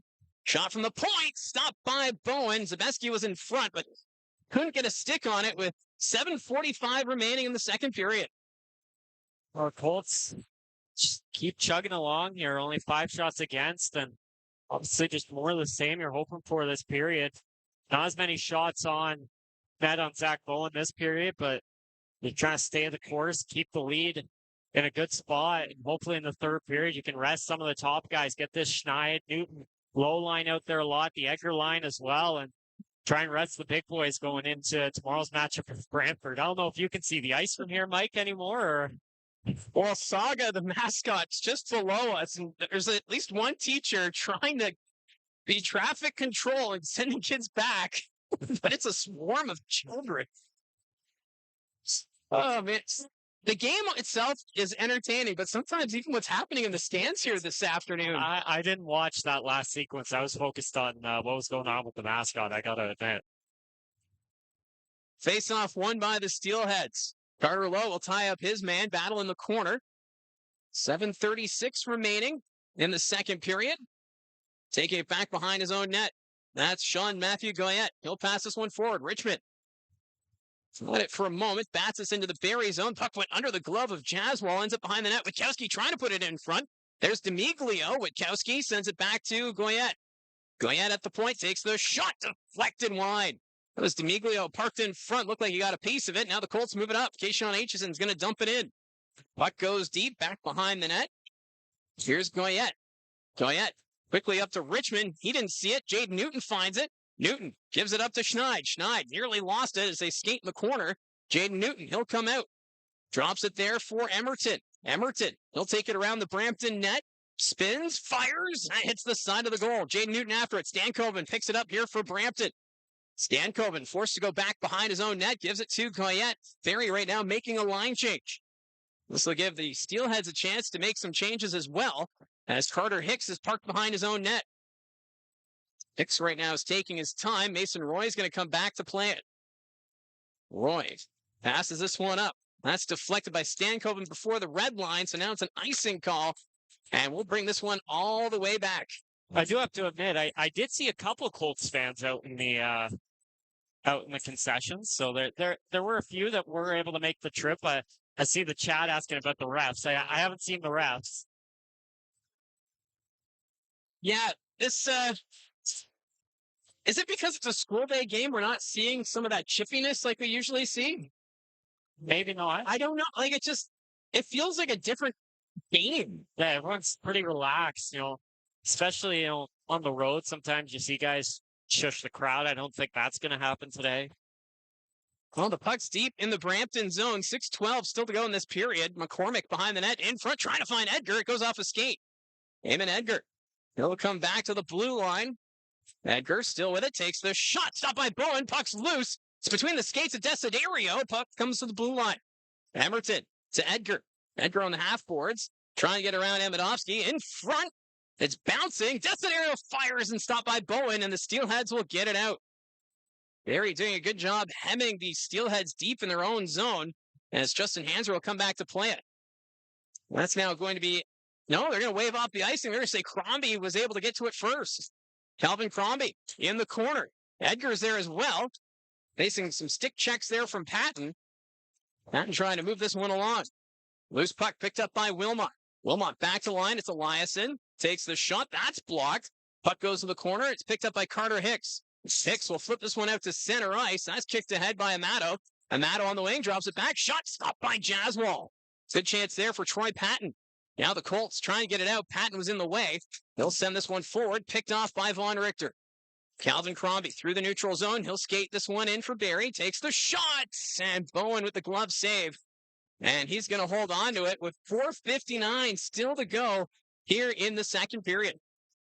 Well, another good shift for that fourth line. And Edgar, Desiderio, McCormick nearly getting the job done. A good look for Desiderio there on that shift. And a couple nice plays by him and Edgar as well. And, I know maybe come playoff time and maybe a bit of an adjustment again for Edgar, but I think the way he's played since the trade deadline, he's really proven he's probably one of the Barrie Colts' top 12 forwards, and probably deserves an everyday role down the stretch here. And obviously Dylan Swoscott's going to want to get him in the lineup as much as possible, keep getting him an experience, and we'll see where it goes. And you never know come playoff time, the different playoff heroes you can get. It's sometimes guys unexpected. Maybe it's an Edgar, or maybe he ends up out of the lineup and it's a McCormick or a Desiderio getting the job done in a big moment come playoff time.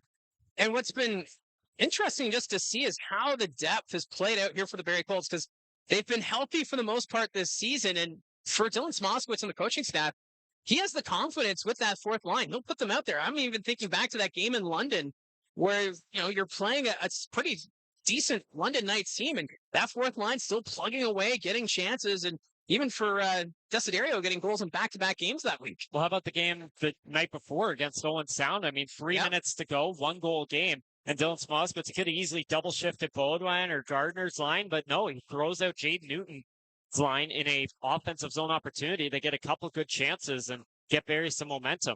And you're going to need that come playoff time. The depth is going to be huge, as we are so close to the 2026 OHL playoffs. If the playoffs started today, it would be Barrie versus Kingston. And that would be quite the matchup after last year's 7-game classic in the second round. Well, sign me up for 3 trips to Kingston with slush puppies and pizza. Well, there you go. That's why you come along. You're just coming for the snacks. I'm here for the slush puppy.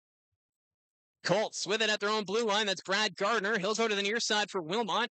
And Wilmot skates this one in for the Colts. Takes the shot. Nice glove save by Bowen. Flashing that leather there as the shot's now 27-19 for Barrie. Of course, Barrie's got one more trip to Kingston this year. And joking aside about the slush puppies, I mean, that's a pretty good series. I mean, Kingston's held their own against Barrie this year. 3 tight games between the two teams. And Matt Minchek, of course, in net is a really good goaltender. He can keep Kingston in games. Gavin Betts has started turning things on as well. And we'll For the addition of Alex McLean, he's looked pretty good. And then, of course, we love Malik McGowan on the back end there. Yeah, and it's also a really well-coached team with Troy Mann. He's got Very that team. disciplined. Yeah, they're bought in, and it's going to be interesting if it is, in fact, Barrie versus Kingston. There's still the off chance it could be Niagara or Sudbury, but we'll have to wait and see. I think the odds are it'll probably be the Kingston Frontenacs in the first round. As the Colts win the face-off, Hemming back at the point, keeps this one in. He'll send it around. Bodwin gets it behind the Brampton net. He'll skate this one around. Cole Bodwin does a lap in the offensive end. He's got a lane. His shot kicked aside by Bowen. Bodwin gets to his own rebound, passes over to Aitchison, doesn't take the shot. Now he will, bouncing around, and Bowen pounces on it. And we still don't have a whistle. Now we do. As the Steelheads just collapsing in front, especially when you've got Cole Bodwin doing his laps in the offensive end. Well, you mentioned not a lot of rough stuff here today. I mean, Mason Sapeski out front of the net. Usually that means a brawl's about to come because of how close he gets to the goalie, but not much there again. And I'd be interested to see how loud it gets if there's a fight or two in this game. But I think Barrie needed a calm game. After the last 3 games we've had, I think chaos has pretty much erupted in all 3 of them. And it's about time we just calm things down and just have a relaxing game. Well, we've kind of figured that game in Windsor was going to have a playoff atmosphere. We just didn't know it was going to end the way it did at the WFCU Centre. Well, Liam Greentree certainly has a beef with his former Team Canada teammates.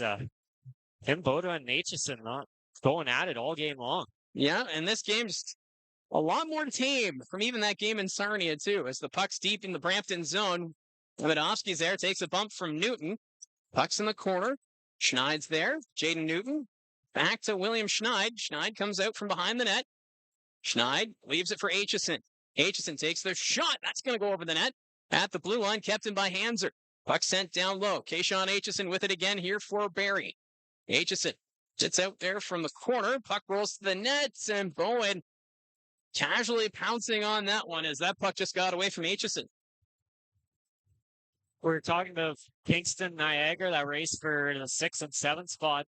Those 2 teams do play each other one more time, and if Kingston's going to get up to 6, they're going to have to take advantage of their next 5 games. They got Brampton, Oshawa, Niagara, Erie, Brampton again, but then it gets tough. Last 3 games for Barrie, Ottawa, Peterborough. So if they can take advantage of those 5 games, including a must-win game against Niagara, maybe Kingston is able to slip up into that 6th spot. And for the Niagara Ice Dogs, they've had some struggles of late. They lost up in North Bay 5-0 and needed a shootout to win back-to-back games against Erie and Guelph. 5 of Niagara's last 9 games will be against teams better than 500. For Kingston, it's 4 of 8.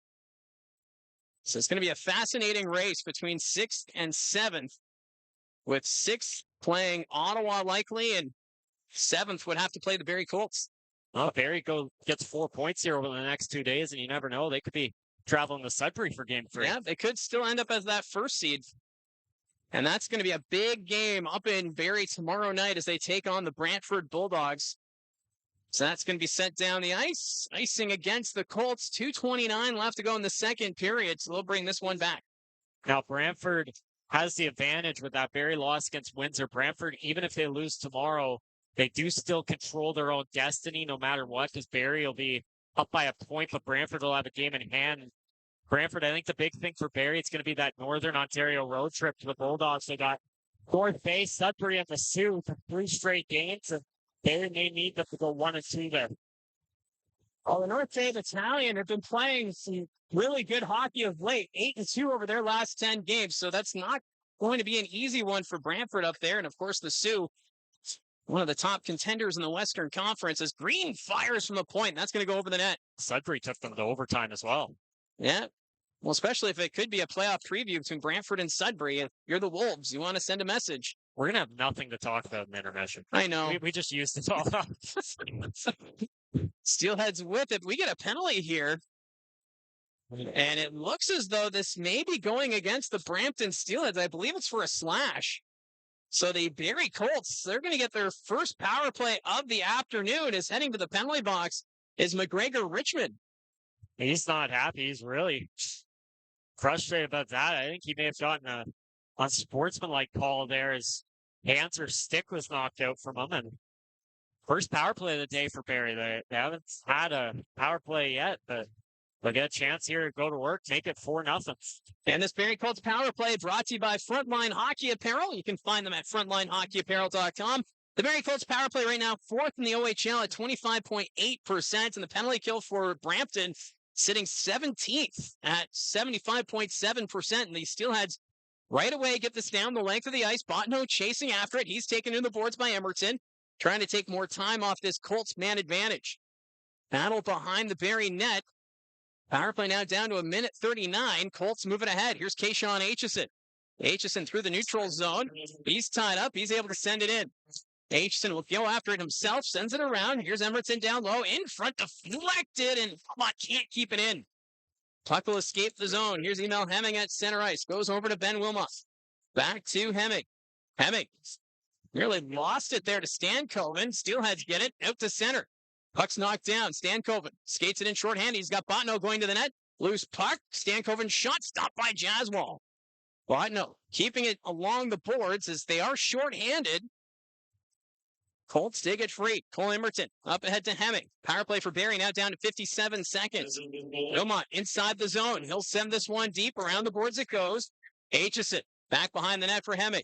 Hemming takes a hit there from Green. It's in his skates. Also in the final minute of the second period.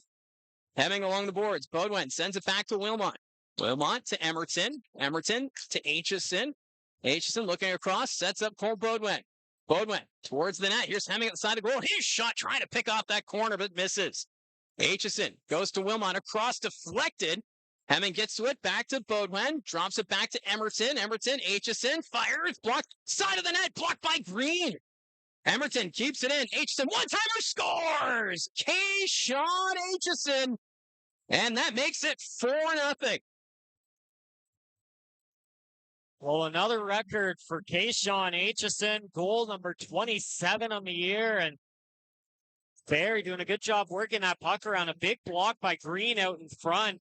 Hemming at a wide open net off the shot from Wilmot, and then a puck though deflects out to the point, and Barrie keeps working it side to side, looking for those one-timers. And with shots like Aitchison, Beaudoin, and Hemming have, if you keep throwing one-timers at the net, they're going to get through eventually, and happens right there for Aitchison. That's now 27 goals on the season, most by a defenseman, as he broke his own record that he set last year when he put up 26 goals. So congratulations to Kayshawn Aitchison. That's also now 14 power play goals on this season. Sebeski gets this one out to center ice. Calvin Crombie with it. 3 seconds remaining. Up to Gardner. Puts that one wide. And that will do it for 40 minutes of play here at the CAA Centre. As the Barrie Colts extend their lead, it's now a 4-0 hockey game. Oh, another good period for Barrie. 7 shots for Brampton. The Colts with 12 there, and they add a goal in the final minute. Good job by Kayshawn Aitchison and the power play, getting that one-timer off on. Richter's getting into it now with the Brampton players. It looked like a bit more than, hey, how's it going? It's been a while, but well, didn't he say in his interview it's more business now? Now that it's the second business. trip, it's got to win the games, and back then obviously it was. Obviously the Colts were contending for this one seat still, but there was still plenty of time. There was bit of room for failure back then, but now you lose to Windsor and you want to go on a run here down the stretch. Well, it's crunch time right now for the Barrie Colts, trying to keep pace with the Brantford Bulldogs at the top of the Eastern Conference standings. But a well-played game here so far from Barrie, up 4-0. Kayshawn Aitchison, we haven't seen that hammer in a few games' time, and it looked like he was kind of hesitant at first, but that second time it gets it. Now 27 goals on the season.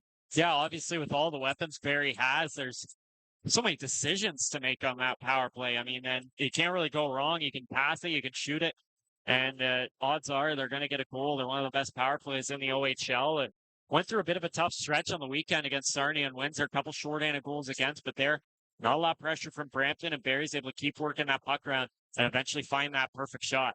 And for the Barrie Colts, 30 shots on net. So shots right now, 30-19 for Barrie. They've just been cruising here on this hockey game so far. And, it's give credit here to the Brampton Steelheads, though. At the early part of that power play, they were getting some pressure down low. Bondno was in front, but it's right now the Barrie Colts is right now humming along like a well-oiled machine. Yeah, Brampton's in tough. I mean, Arvin Jaswal has like a 980 save percentage against them this year. So I think Dylan Smoskowitz knows who his starter is whenever he plays the Brampton Steelheads over the next couple of years, because every time Jaswal plays them, it's the most he's allowed is 1 goal against. Well, he's already got 2 shutouts of the season against the Brampton Steelheads. So you know who to go with whenever you're playing your Central Division rival. Now, an interview idea we've been talking about all season was talking to Connor, the video coach for the Barrie Colts. Where we're located in the broadcast booth, he's either beside us, in front of us, or somewhere around us. And it's always fascinating just to see him at work, because whenever there's a questionable goal, he's the eye in the sky for this Barrie Colts team. And he'll usually be on the headset letting the coaching staff know, maybe take a look at that. And finally able to catch up with him before the game. And I think he was kind of excited to do the interview. Well, he talked a lot. I mean, I think that was the longest interview of the year, 4 minutes and 30 seconds. And I mean, for Connor, he's more than just a technology wizard. He does have a hockey mind, and that's one of the interesting things around it that we don't really know. Okay, is to be a video coach, do you just need to know the basics and be good at technology, or do you need to know a lot about hockey? Well, for the Barrie Colts, they certainly have a guy that knows a lot about hockey, and watching him work. I mean, he's not just saying down, hey, you got to challenge this. It's, hey, Desiderio should be doing this, or hey, Boudouin needs to do more of this. He knows the game, and he can definitely coach. And the Barrie Colts, they basically have 3 assistants now with him upstairs. Yeah, it's so fascinating to see what Connor is able to do, and we'll catch up with that interview here at the second intermission between the Barrie Colts and the Brampton Steelheads. Well, joined by Connor, the Barrie Colts video coach, and Connor, we'll start with this game here. I mean, when was the last time you had to start coaching at 11 a.m.? I probably have to go back to my minor hockey days. Maybe a game or 2 in the OJHL. They seem to like their afternoon games, but definitely not in the OHL. But it's fun to be here in this crowd and this energy, especially in Brampton. Sometimes we come here and it's a bit of a lighter crowd, and tonight there's going to be lots of energy. So it's going to be fun to play, and it's good for our players too. Now take me through, and the viewers through your role as video coach. I mean, as technology grows and grows, your role only seems to get more important as the days go on. Yeah, so this year, with the expanded review in the league, along with my roles as clipping the game for our coaches during the game, I'm in charge of challenges too. So I have access to the new camera system that the league installed, and then I'm always watching for entries or goalie interference or stuff like that. So I kind of got to be dialed in all game and ready to go on the challenges. And luckily we've been pretty successful with the ones that we've tried so far. Is winning a challenge for you kind of like scoring a goal for some of the players on the ice? You could say that. I think I'm more happy for our team just that we can shift the momentum back in our favor. I just try and do what I can in the role that I'm in, and if I can provide a little boost for the team when I can, then I'll take that. And for you, obviously, it's not just that you know technology, but you also do have a good hockey mind in there too. Yeah, that definitely helps. I mean, this year we have an earpiece going down to the bench to our assistant coach, Patrick Sexton. So I'm in constant communication with him during the game on what I see and what adjustments we can make or what they changed according to our pre-scout on them. So I like that aspect too, that I can kind of be a part of the fight and show them what I see, and then we can get an advantage that way too. What's the dynamic been like on the coaching staff this year? You guys are a pretty young group. I think it's been excellent. I mean, Dylan Smoskowitz done an amazing job as a first-year head coach, and I think he's done a really good job of making everyone feel a part of the staff and that their opinions are valued. Even though I'm not quite full-time assistant coach, whenever I'm there and I see something and kind of want to share my opinion on how I'd like us to play or something I see, he's always open to it, and we all work really, really well together. We'll chop it up when we go over the video during the games and, come to conclusions that really help the team win. And it's just been an amazing experience so far. What are some of your future goals? I mean, is video coach as far as you want to go, or is there a future in being on the bench, maybe even as a head coach? Yeah, I mean, right now, my immediate goal is just to get onto a bench in the OHL. I think being a competitive person and being a coach, you always kind of want to strive to get better and not just get happy with where you are. So just want to try and show that I can get on the bench and be a part of a staff that way. And then once I get there, just like our coach Dylan Smoswitz says, every day you take it day by day. You just try and win the day, get better that day, and then see where it takes you. Now you have to go down to the dressing room at intermissions. What's the hardest place from press box to locker room to get down to? There's a couple rinks that are hard just because the elevators can be slow and kids like pressing all the buttons on them, so it takes a while. But I'd say the longest one where I really got to get my steps in and almost break a sweat is Kitchener, just because you're way up there. So there's a lot of stairs, there's a lot of hallways. And you'll see me running down the hallways after some intermissions at some games, but luckily Brampton has a nice elevator right down to the locker room here, so I don't have to worry too much about breaking a sweat. On the flip side, what's the easiest one? Ours is pretty easy in Barrie. It's a pretty short walk. People seem to recognize me a little bit more, so they make a little space for me to get through. That's probably the easiest, just because I know how to get around. I know the little shortcuts, and people are a little bit nicer letting me get through when we're at home.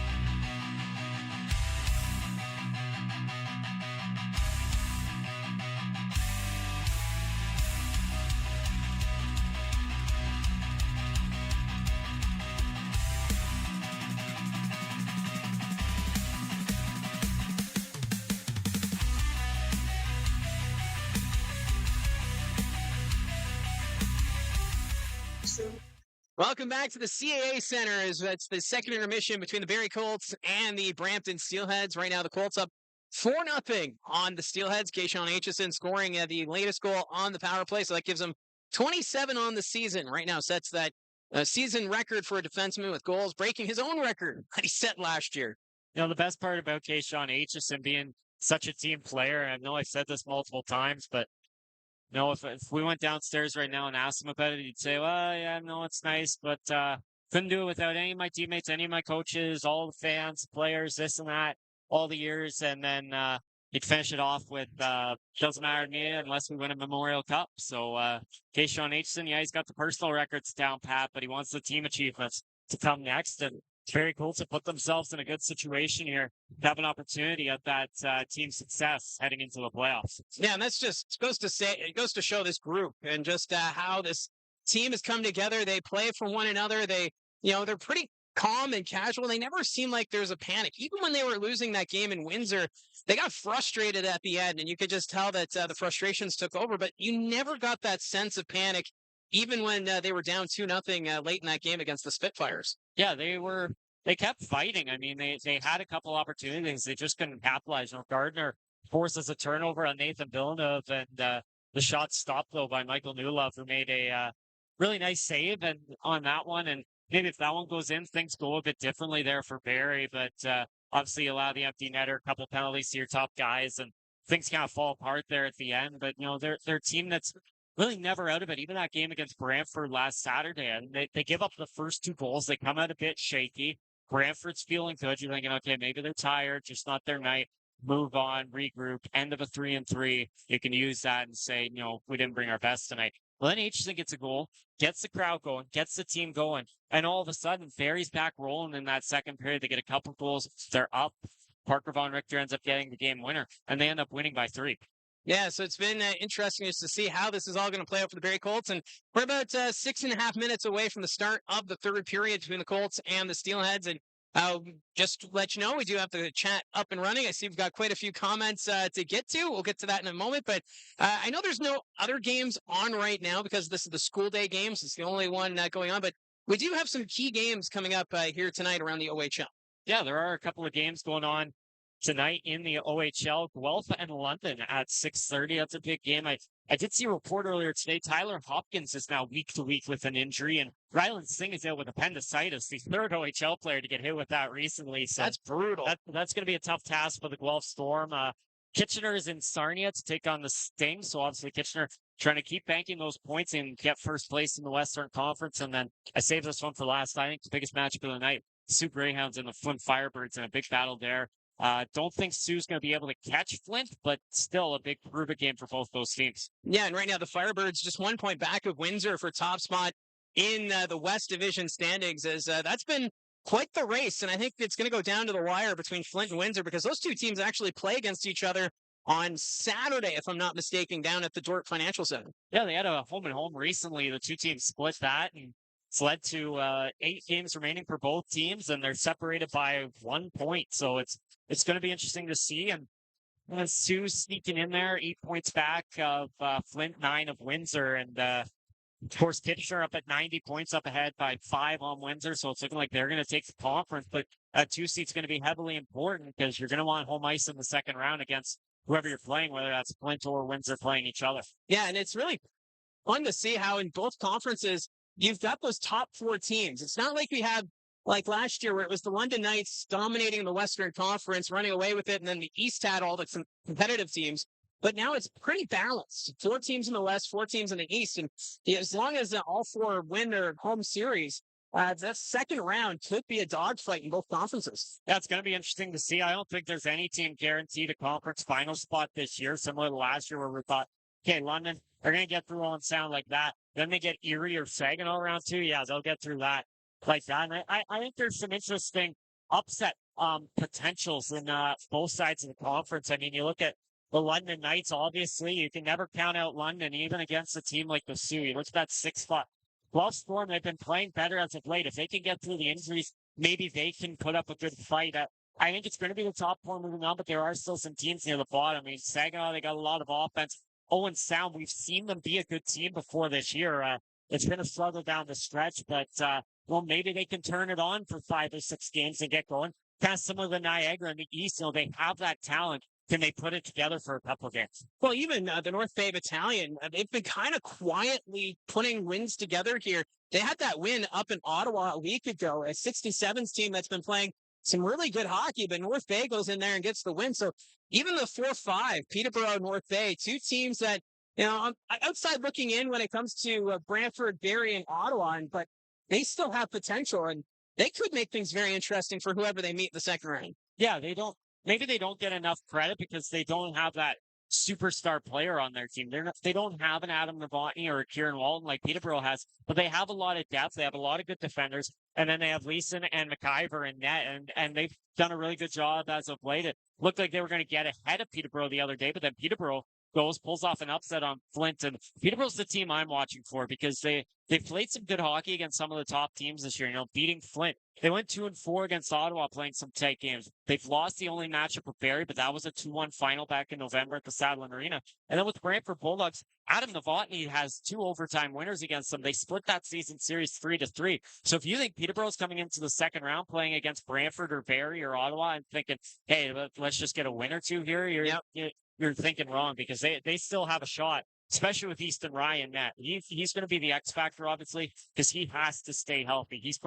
They're probably the one team to the top where they need their starting goalie to stay healthy. Well, that was going to be my point was for Peterborough, Easton Rye. When is it too much to play him? Because he's almost been played every game. He's got second most minutes, only behind Shurigan of the Saginaw Spirit. So you don't want to burn out your starting goaltender, and yet they are in that spot where they want home ice advantage in the first round. North Bay is giving them everything that they can. So it's going to be very interesting just to see the Petes. We're going to be in Peterborough that final week of the regular season. And yeah, you mentioned it was a 2-1 win for Barrie over the Petes, but that was one of the best games of the first half of the season. Two very evenly matched teams. It'll be fascinating to see how those two teams look when we're down at the PMC in a couple weeks' time. Obviously, of course, same as with Windsor, we get that Sudbury ad of Kieran Walton as well. They also added Hammond and Fraser from the Erie Otters. So it's a different looking Peterborough team. It's a different looking Barrie team. And it's going to be interesting to see how those two teams line up. And of course, with Rye, like we talked about, the only issue is, you don't want to overplay him, but what else can you do right now? I mean, Johnson, he allowed 6 goals to Oshawa last week, gets the loss in that one. It's kind of puts you in a difficult spot because, who can you play him against if Oshawa's beating up on him? No offense to the Generals. Yeah, it's going to be interesting just to see how this all plays out. The two teams back on the ice as we get ready for this third period. We didn't even get to the chat during. We're sorry, guys. But I did see Joe commenting. He says it's going to be interesting to see how far they can take the team to go deep in the playoffs come April. And, this is a Colts team that they have aspirations for a deep playoff run. And you could just tell how grumpy they were after that loss to the Windsor Spitfires on Saturday, losing 3-0. And that's the thing about this team. They hate to lose. They want to win the day. We hear it a lot from Dylan Smoskowitz. And that's, I think, what is driving this Colts team. And they're going to make things very interesting come playoff time. And that starts from the top down with leadership-wise. Cole Baudouin and Keyshawn Aitchison, the two captains of the team. Aitchison, all he wants is team success. And then Baudouin, of course, he never takes a shift off. He always wants to win games. It doesn't matter what's on the line. Game 7 of an OHL final, he's going to play just as hard as that as he plays in an OHL preseason game because he never takes a shift off, and he's always wired that way to play as hard as possible. And I think that's where it starts. As the leaders, they hate to lose. All they want to do is win. So for the Barrie Colts and their other players, they're going to take that mindset as well. So the third period of play underway this afternoon from the CAA Centre in Brampton. Colts right now up 4-0 as the puck's sent into the neutral zone. Hemming's going to put it across to Zabeski. Zabeski towards the net. It bounced on Bowen, ends up in the corner. Colts trying to send it around, picked up by Pat Amato. He stood up by Vaughn Richter. Amato's going to skate this one deep, puts it off the end boards. Arda on the far side. He'll pass this one over to Roy. Mason Roy, the former Owen Sound attack, gets by Zabeski. Roy takes the shot, and that one deflected out of play, and we'll get the whistle. Shout out to Tammy, who we thought was leaving after about 5 minutes into the game, but she somehow found her way the last 2 periods, got through 4 goals, and that's a bit different, obviously, with the 11 a.m. start, but the views have looked good, so it didn't seem to matter. We were worried about how many people would be able to tune in. It feels like more people have tuned in. Yeah, so we want to just say thank you to everyone tuning in for the broadcast. And the channel actually just passed 1,200 subscribers during this game. Wow. So thank you very much to everyone who's been tuning into this one. So the puck's at center ice. Gardner's going to dump it in. Peter Green back behind his own net to play it. We'll have to throw a party. On the way home to Barrie? Yeah. Well, everything should be open when we leave. Perfect. Usually everything's closed when we go home. Puck goes deep into the Barrie zone. Wachowski in front. Here's Cartwright. Takes the shot. Blocked there by Crombie. Green winds up and fires that one. And Jaswal calmly just, yep, it's in my glove. Tom glove save. Yep. Good save by Jaswal again.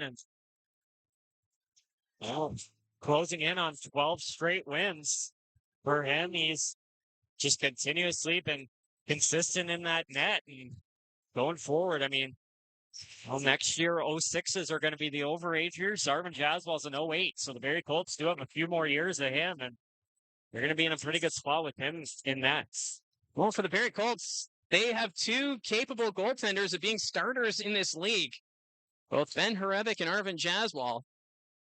As Steelheads move it around the boards. Stankoven back to Gee at the point. He will take the shot. That's going to go wide. Botno after the loose puck. He'll send it back to the blue line. Steelheads trying to move it around. Gardner got in the way. Brad Gardner opened the scoring this afternoon. Up to Crombie. Crombie is run over by Gee. What a hit. Reed Gee with a huge hit. He's going to skate off. Turnover. Crombie to the net. Stopped by Bowen. Set up Gardner at the side of the goal. It would have been a great way to respond after taking that hard hit. Steelheads still stuck in their own zone. They'll pass it over to Botno. Botno will move this one out. Down the ice. Amidovsky chases after it. Colts send it back the other way. Crombie again for Barrie. Passing it up. Low. Got a stick on it. It's going to go deep. Mason Roy being chased there by Jaden Newton. Roy passes this one ahead. Doesn't connect. Justin Hanser will pick it up inside his own blue line. Sends this one back. Hanser. That one got away from him, but he's able to catch up to it. Sends it ahead. Carter Low. Low up to Hanser. Hanser towards the net. Decides to go around the goal. In front, but not able to get a stick on it. There was Newton. Steelheads moving up. Hicks gets this one out. That was blocked by Low. Ends up going back into the Brampton zone. Hicks back to play it. Takes the hit from Schneid. Cartwright tied up there by Newton. Daniels will come up with it here for the Steelheads. Sends it back to Cartwright. Owen Cartwright. Passing this one up. Eggleton's there for Brampton. He'll skate this one back. Sends it across to Cartwright. Cartwright up to Eggleton. Eggleton sends this one on nets, and Jaswal decides to hold on to it. And we'll get a face-off. Do you want to give a shout out, Mike? You know, no, it's my sweater. I'm wearing my elementary school sweater. It doesn't fit anymore, but I was able to squeeze into it. So shout out to Andrew Hunter Elementary School. You're representing the Barrie Elementary Schools. I am. It's pretty tight. That looks pretty snug. It's pretty tight. We'll have to see post-game. We may have to do a video segment on seeing if I can get this off. But, oh, boy. Well, I know my kids this morning at breakfast. I don't usually have breakfast with them on a weekday. But they were like, hey, it's a school day game. Could we come along? Well, you were all excited. You got to sleep in, actually. I was all grumpy this morning, like, oh, great. And then you're messaging, oh, what a wonderful morning. This is great. I got a 3-hour nap or sleep in. Here's a collision in the neutral zone. Desiderio is knocked over there by Amato. Puck's deep in the Brampton zone. Cartwright ahead. Patton tips this one in. Jaswal lets someone go by. Eliasson in the corner. Goes to McCormick. He takes the hit. Jonah McCormick. Knocked down. Patton fanned on it. Von Richter in the way. Here's Nicholas Desiderio. He'll skate it out for the Colts. Dumps this one in. Ends up behind the net. Bowen's there for Brampton. He'll send this one around. Green up to Amato. Manuel Amato skates this one in for Brampton on the wing. Amato across. Aitchison got a stick on it. He was trying to find D'Amiglio on the far side. Kayshawn Aitchison now going for a skate. Aitchison still with it. Gets around the defense, but that's knocked away. Another chance in front, but the Colts can't get to it. Puck was just bouncing off all the blue sweaters in front of Zach Bowen. Puck goes on net. Jaswal guides it to the side. Passmore will find Zabeski. Mason Zabeski trying to force it through center. It's sitting there. Zabeski will not dump it in. He runs over his man. That was D'Amiglio who's knocked down by Zabeski. Steelheads get it out. Witkowski chips this one forward. Richmond can't catch up to it. Aitchison comes up with it. Kayshawn Aitchison passing this one forward. Finds Zabeski. Zabeski up to Bodwin. Paul Bodwin sending this one around. Hemming after it. Hemming skates into his man. Loose puck picked up by Stankoven. Stankoven passing this to Botno. Botno back to Stankoven. Trying to split the D, but there's no room there. Puck rolls to the near corner. Justin Hanser. He'll come up with it here for the Colts. That one off Zabeski. Amidovsky in front, but not no fans on it. Colts able to get this one out. Hemming chasing after it. Roy to play it, but we got an icing call, and that puck didn't even reach the red line. It's not even 1 p.m. The refs are still a bit tired. It's not their rhythm. No. Well, we're in the third period here, and like the latest the game would be, or the earliest the game would usually start is 1 p.m. We're not even at 1 p.m. yet. Well, my kids are asking, okay, what time are you going to be home? And I said, well, I might be home before you guys are done school. We'll have to wait and see. Now you made that mistake. There's a shot from Arda, and Jaswal makes the save. Well, my kids have piano lessons tonight, Yeah, so now I got to get them there. Chores now. Said, oh, sorry, Gene invited us out for sushi. Gene doesn't eat sushi. They know that's a lie. Tell him Lone Star. Oh, there we go. Face off to the right of Jaswal. Patton's going to take the draw here for the Steelheads up against Brad Gardner. Steelheads get it back to the blue line. It's Roy. Takes the shot. Went off Crombie side of the net. What a save by Jaswal. He dove across and absolutely robbed Keaton Arda. And that's face-off. I think it's just going to come out of the zone, but what a save. Actually, Eliason's going to go off for a penalty. Well, Roy missed the net, and then the rebound perfectly coming out.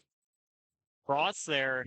Great opportunity that's stopped by Jaswal somehow. I mean, man, what a save there from Arvin Jaswal on Keaton Arda. So the Brampton Steelheads getting their third power play of the day. They're already 0 for 2 on the man advantage. We're going to bring this face-off to the right of Jaswal. 15:07 still to go in the third period. 4-0 for the Barrie Colts. Josh Koffa just messaged me, I want sushi. I would like some sushi too. We haven't even had lunch. No, we're going to have to stop. I'm hungry. We've had to work through our lunch. I had a donut in the media room, but that was it. It was a good donut. It looked good. And some chocolate milk. So it's a delay game penalty against Gabriel Eliason. Steelheads can't get that one to settle down as that puck's also going to go out of play. And we'll get a face-off in the neutral zone with 1:43 left in the power play for Brampton.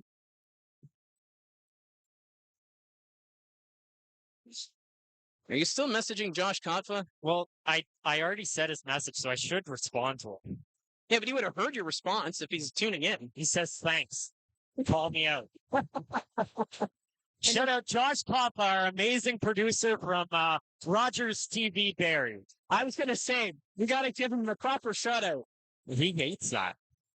That's why he's a behind-the-scenes guy. Yeah. Colts get that one down the length of the ice, so they're going to make a line change here. Still 1.5 minutes remaining in the penalty to Eliason. Demiglio sends us in, but it's stopped by Hanser, and right away gets this one down the length of the ice. Barrie Colts right now keeping things simple on this penalty kill, forcing Brampton to regroup. Peter Green's going to skate this one forward. That goes off Gardner. Green passes it over, delayed offside. They touch it. So they get the whistle here, but Steelheads having a hard time getting anything going. Obviously for Brampton. Down by 4 here. Power play is pretty much your last gas. Trying to get something cooking here. No, facing off outside the Barrie blue line. Gardner's going to take the draw against Stankoven. One there by the Colts. Aitchison is going to hammer this one down the ice. Takes a weird bounce, ends up on goal. Bowen's there. He'll leave it for Mason Roy. 1 minute still to work with on the power play as Roy skates this one ahead. Goes to Stankoven. Stankoven to Botno. Back to Stankoven. Stankoven hits the brakes. Crombie's there trying to knock this one out of the zone. Puck's kept in at the point by Stankoven. Stankoven back to Hicks. Hicks down low. Delayed penalty here against the Barrie Colts. Here's Amidovsky. His shot stopped by Jaswal. And we're getting a penalty shot. Oh. He just pointed to center ice. The referee, David Elford. No one in the crowd knows what just happened. No, if any other time they point to center ice, the crowd erupts. Yeah. But obviously the kids are a bit too young to understand the hand signals. But obviously a big moment here, penalty shot. I don't even think the Steelheads realized it was a penalty shot. The referee put the puck at center ice and was sending all the Steelhead players back to the bench. So James Richmond right now getting an explanation. I don't even know who's going to take this shot. That's a new one. Why are we getting a penalty shot? Are they going to be taking? Well, the officials are now having a conversation. Well, I thought it was for the broken stick. Yeah, because I thought it was going to be for a slash.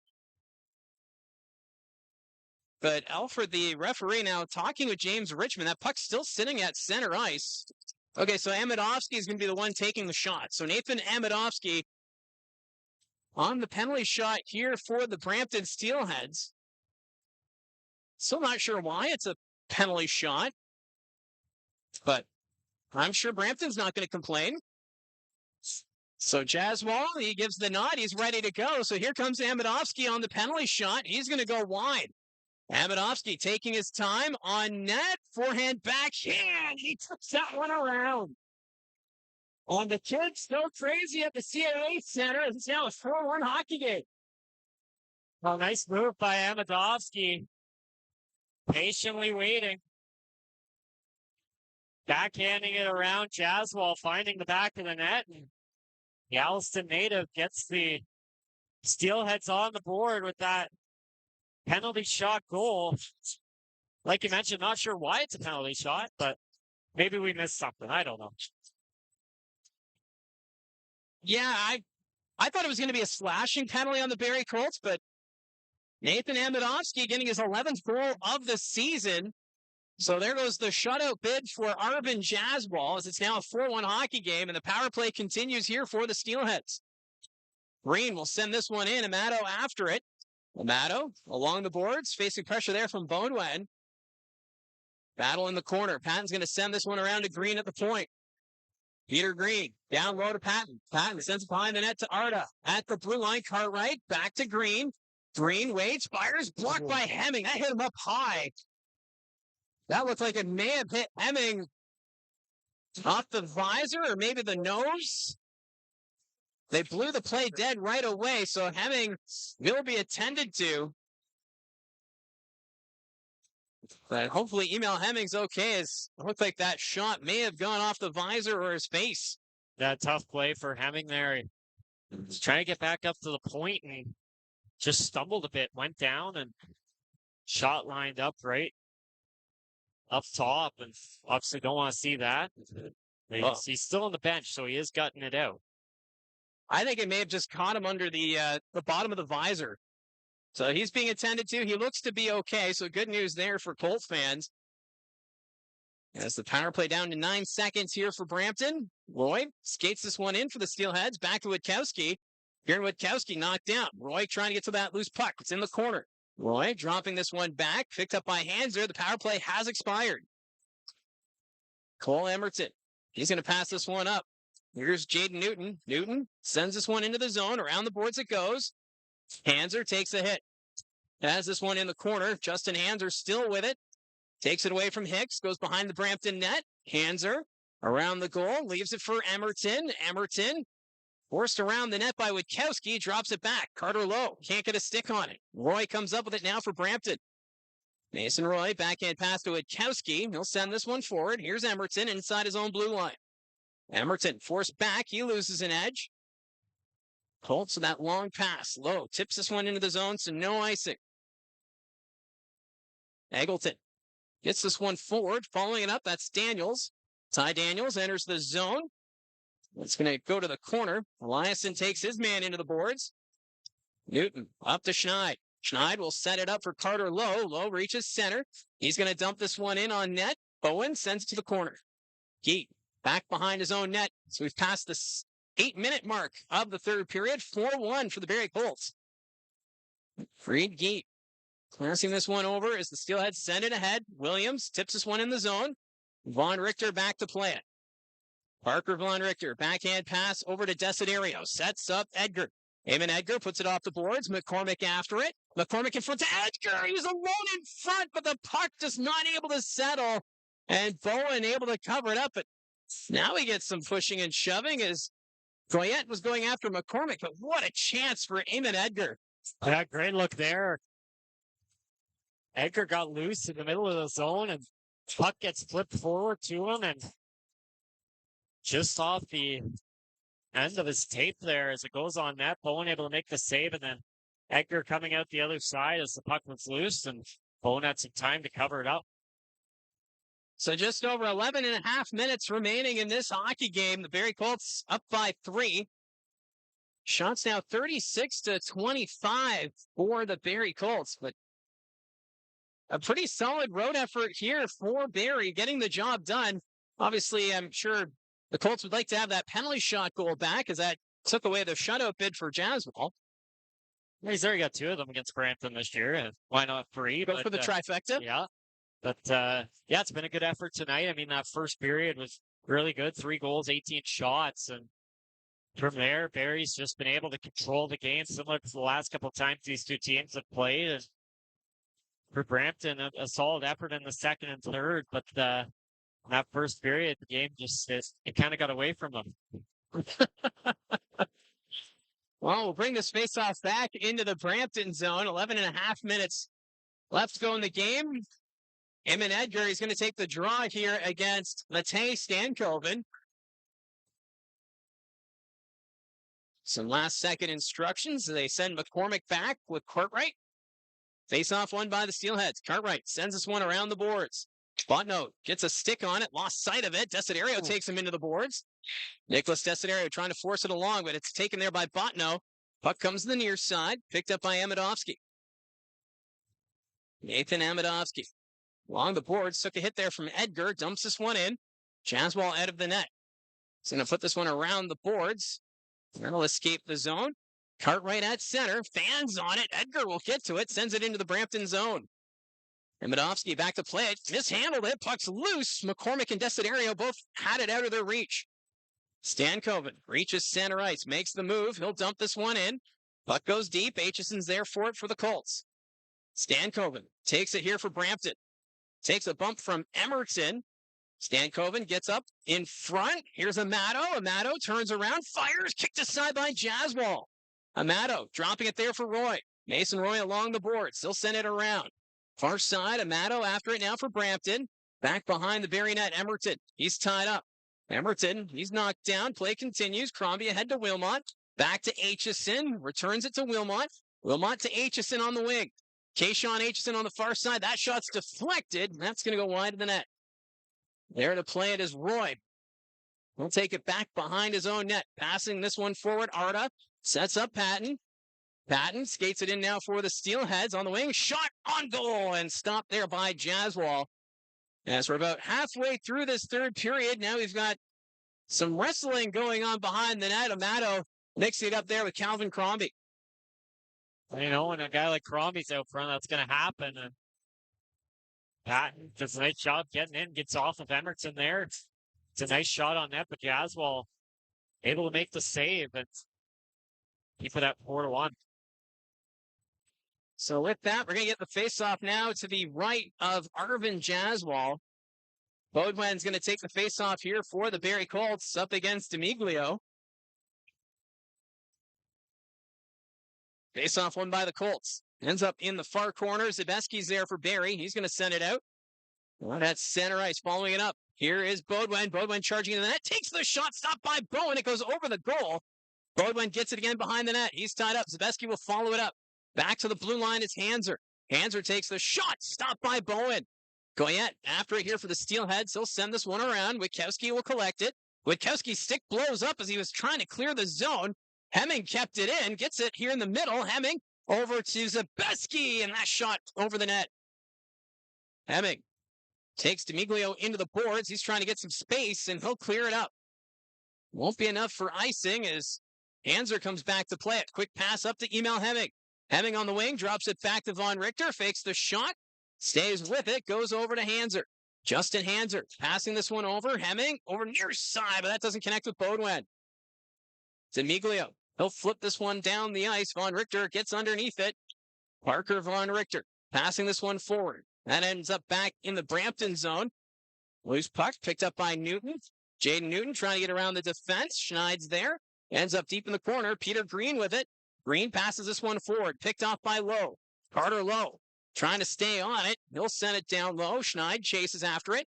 William Schneid behind the Brampton net. Schneid back to the blue line. It's Passmore. Takes the shot. Blocked in front. And the Steelheads will get it out. That's going to go down the length of the ice. And that's going to be an icing call against Brampton with 8:29 remaining. Well, a good shift there for the top line.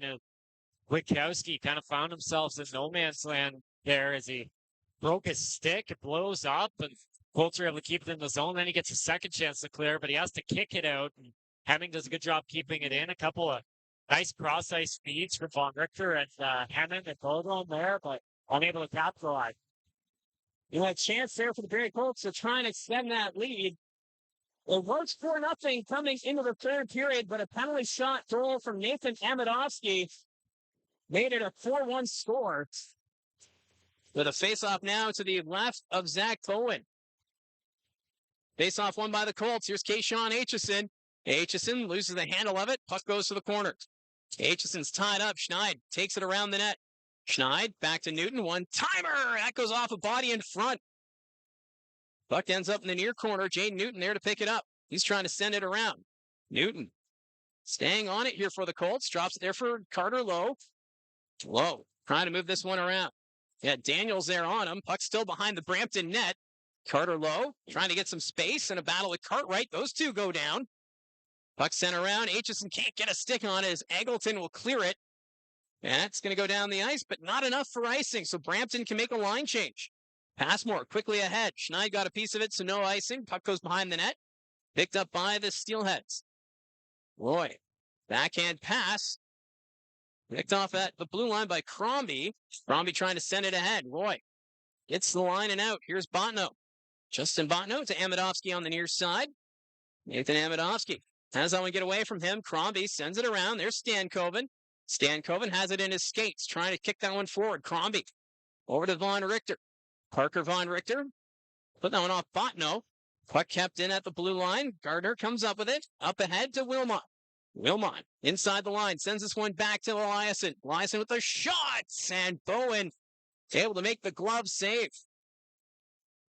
Good look there for Eliasson. And another shift again. Those bottom two lines. Jade Newton, good look. Carter Lowe, good look. And even in a day like this, where it's the third, fourth line, they don't have a goal tonight, but they're still just putting up pressure, and that's one of the things that can help out as well. You're not expecting your third and fourth line to score every game, but as long as they're putting up pressure and not out there being -3s in the plus-minus category, you're in a good spot. And of course, with that big game tomorrow night back in Barrie, you want to still be well rested to take on the Brantford Bulldogs. Two of the teams at the top of the Eastern Conference standings are going to go head-to-head at the Saddlein Arena. It should be an entertaining one. Puck drop is at 7. Well, that's a team with Caleb Malhotra as their third-line center with Cooper Dennis, so obviously need the third line to show up, and it did big last time they played. Puck's loose in front. Bowen somehow keeps up another chance, and Crombie got too much under it as he'll send that one into the netting, but that one just suddenly ended up bouncing and Bowen flailing, and that somehow stayed out. That bounced out in front, and then Bowen tried to put his glove down as Gardner got a stick there. Puck went up in the air, bounced around. Crombie shot. I think he hit something out front. I don't think he hit it that high on his own, but you never know. It was like a windmill save there from Zach Bowen. So face off to Bowen's left.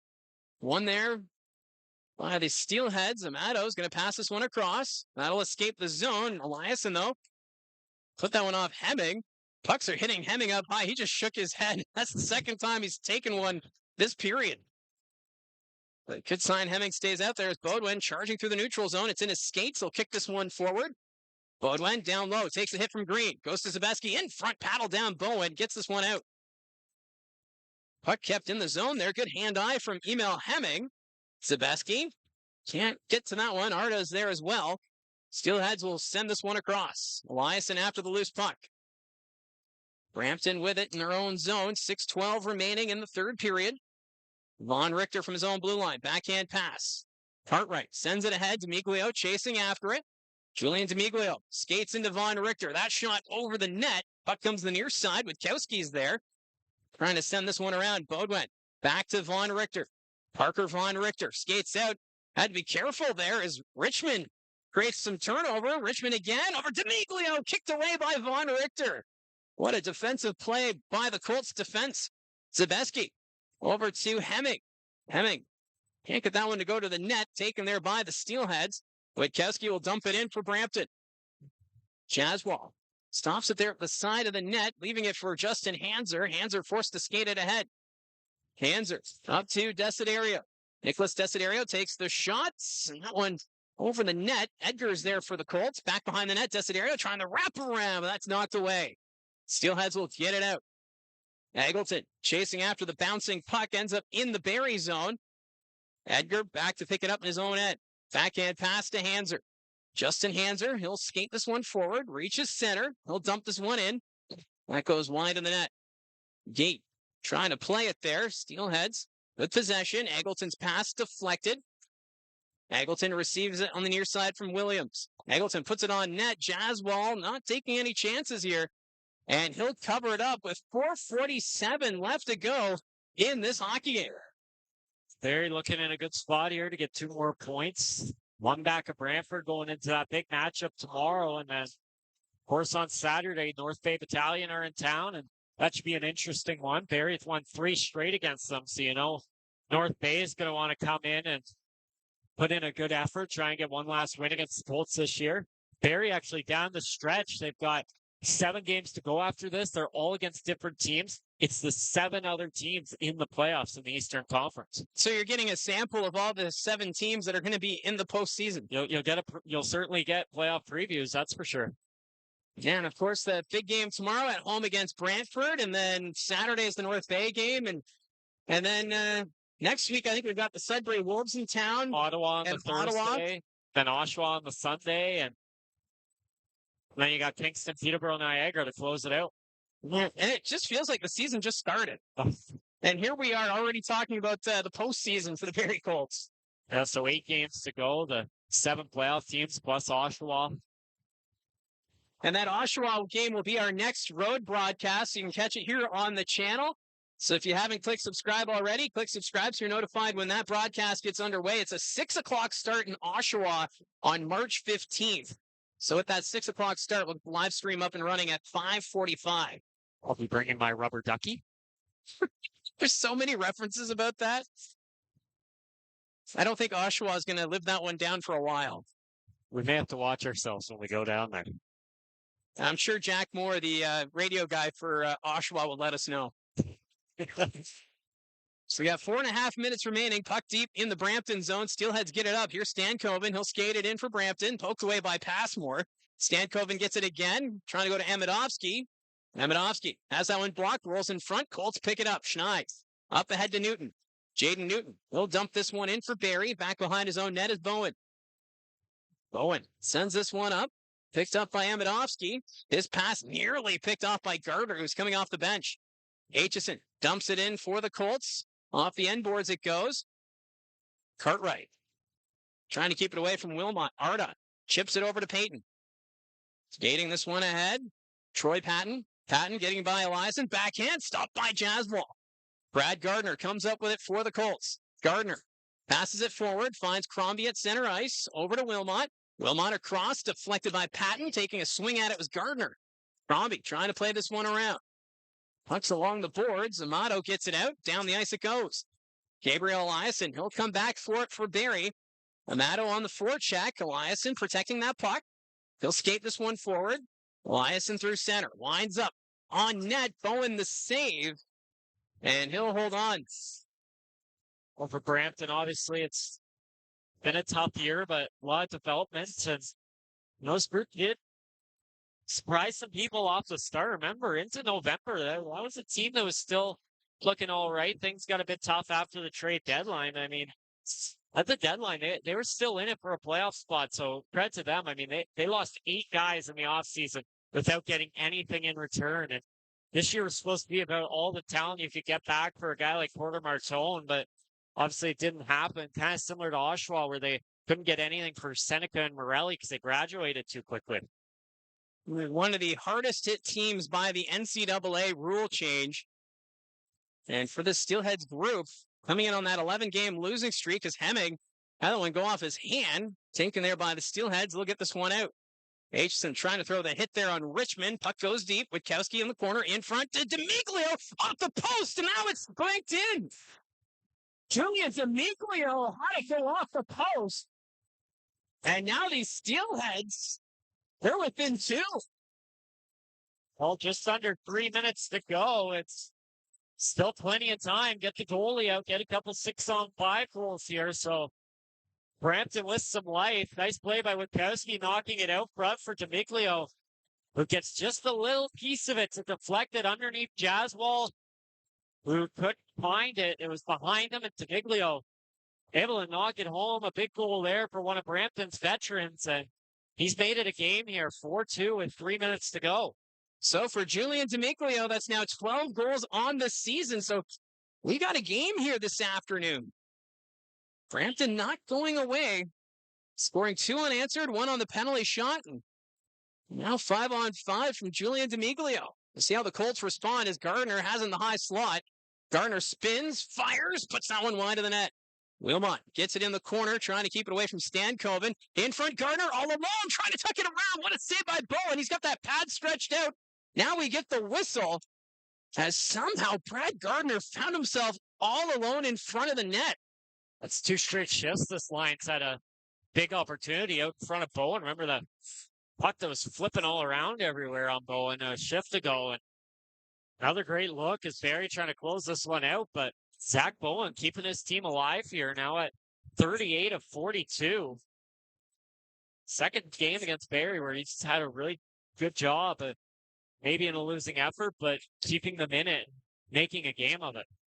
Well, the Steelheads battled back into this hockey game. Face off now to the left of Bowen. 2:24 remaining, so we'll keep an eye on Bowen as Crombie's going to step in to take the draw here for the Barrie Colts. Face off won by Barrie. Gardner back to Hanser at the point. Hanser sends this one around. Crombie after it. Crombie loses it to Patton. Troy Patton's going to get to the line. Not out. Kept in by Wilmot. Crombie sends this one deep. Back after it is Roy. Roy loses it. Arda chips this one forward, and Patton's going to go for a skate. Bowen's looking at the bench. We'll see if he goes off for the extra attacker. He will. So an empty net here for Brampton. 1:55 left to go in the hockey game. Empty net chance from Gardner right up the middle. No, it goes wide.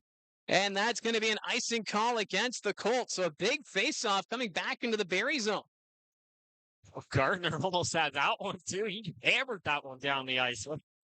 Flipped it through the air and just wide though. I thought it had the lane, but it just curled past that post. So the empty net remains here for Brampton as Patton's going to take the draw up against Brad Gardner. Oh, James Richmond decides he's going to call his timeout. So a chance here now for the Brampton Steelheads to drop the play. They got to look at who's going out there, and I wonder if that's going to help them decide what to do here. Probably some strategy to it here, and not going to have much of a crowd left for this final thing. I guess the school buses are leaving early here. Well, I saw some of the signs were saying schools from Oakville. So you got to get on the bus, I guess, back to Oakville, so you might as well hit the road. But we could have got Gene on the bus, could have thrown him on. Yeah, he could have been on the bus. Both. He could have been one of the parent supervisors, even though none of the kids on the bus are his. Maybe he could find a Pereira in there. You never know. There's probably a Pereira or two. There's a Jax Pereira up in North Bay. Maybe there's a... Maybe another one. So you can just hop on the bus. Maybe there's an Eduardo Pereira or a Julian Pereira. You never know. You never know. Oh, boy. 1:49 left to go in this hockey game. 4-2 the Colts. Face off to the left of Jaswal. As Patton's going to take the face off here for Brampton up against Brad Gardner. So a big face off for the Colts. That one rolls to the net. Arda behind the goal, trying to go to Amato in front, ends up behind the net. That's battered away by Aitchison. D'Amiglio back to Amato. Daniel Amato in front. That goes off a leg. Baudouin's there. He'll get it out and down the ice. Hicks back to play it for the Steelheads as Hemmings on the forecheck. D'Amiglio up ahead for Amato. Arda loses it. Colts get it out. And there's the whistle. So it's going to be an offside call against the Brampton Steelheads. Well, for one more comment on the crowd. I mean, normally it's the home fans that chant "Start the Bus." Well, there's so many school buses parked out front. So, well, we thought we got out of the media room. We thought it was a couple minutes before the doors would open, but then we came out and we were struggling. There's kids everywhere. Well, it is 1:25, so the school day ends usually at, what, about 3? 3. Mine was 3:30. Yeah. We're going to get out of here at good time, though. So they're going to do this face-off again. It's outside the Colts blue line. Now down to 1:16 remaining. Stankoven's going to take the draw for Brampton up against Cole Baudouin of the Barrie Colts.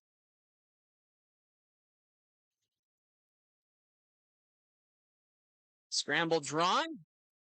Colts come up with it. Von Richter, they've got Bowen back in the net. So Von Richter is just going to dump it down the ice. Bowen out of his net to play it to Roy. Mason Roy. We'll drop this one back to Hicks. Carter Hicks skates this one ahead. Up to Stankov, and that misses. Witkowski, though, will dump it in. Bowen heading the net for the extra attacker. Jaswell, I thought he was going to go for the net. Decided to pass it instead. He had a chance. Cole Baudouin, empty net, deflected, and that's going to go out of play. And we'll get a whistle at 44.3 seconds. And I'm curious if Jaswell thought about it. Oh, well, Gene said he's going to talk to him after the game, so we may have to ask him that. Oh. Because he had the empty cage. Well, we got another chance here because the faceoff's coming near the Brampton end, so Bowen will have to head off again, and maybe they dump it in, and he can get out there. We almost saw a goalie fight this year. A goalie goal that'd be all right. That'd be okay. Anson Thornton is the last one to get the goalie goal. That was in the playoffs against Hamilton. I was in attendance for that. That's fun. Turns the turnover. Gardner trying to get a stick on it. Picked up here by Peter Green. Green forced to the corner. 25 seconds remaining. Steelheads moving around. Roy up to Arda. Brampton trying to get it out. Here's Patton. Up to Amato. Amato kicks it ahead. Von Richter is there. Von Richter can't get that one to go any further. Still inside the blue line. Gardner, Crombie along the boards. Roy can't get it out. Wilmot's there to the net. Crombie, and he's taken down. Puck goes to the corner. 3 seconds left. And that will do it. The Barrie Colts get back into the win column. They win this one by a final score of 4-2. Well, another big win for Barrie. Just keep banking those points and keep rolling. Now 1 point back of the Brantford Bulldogs. And they'll look to keep the momentum going into tomorrow. That's 5 straight wins against the Steelheads. And that first game of the year against Brampton at the Sadlin Arena didn't go their way. But after that, it's been all Barrie in the season series, winning it 5-1. And last time they'll play the Steelheads this year, and we'll have to see next year where they play them because, those Cornwall rumors of Brampton getting a couple games there, and maybe Barrie Brampton up in Cornwall for a game, or I have my doubts on that, but I'm not saying they're relocating. I'm saying, a couple games. Yeah, for that neutral site games. Yeah. We'll have to wait and see, but what a well-played game here this afternoon for the Barrie Colts. Right now, Von Richter going over having a chat there with James Richmond, the head coach of the Brampton Steelheads. So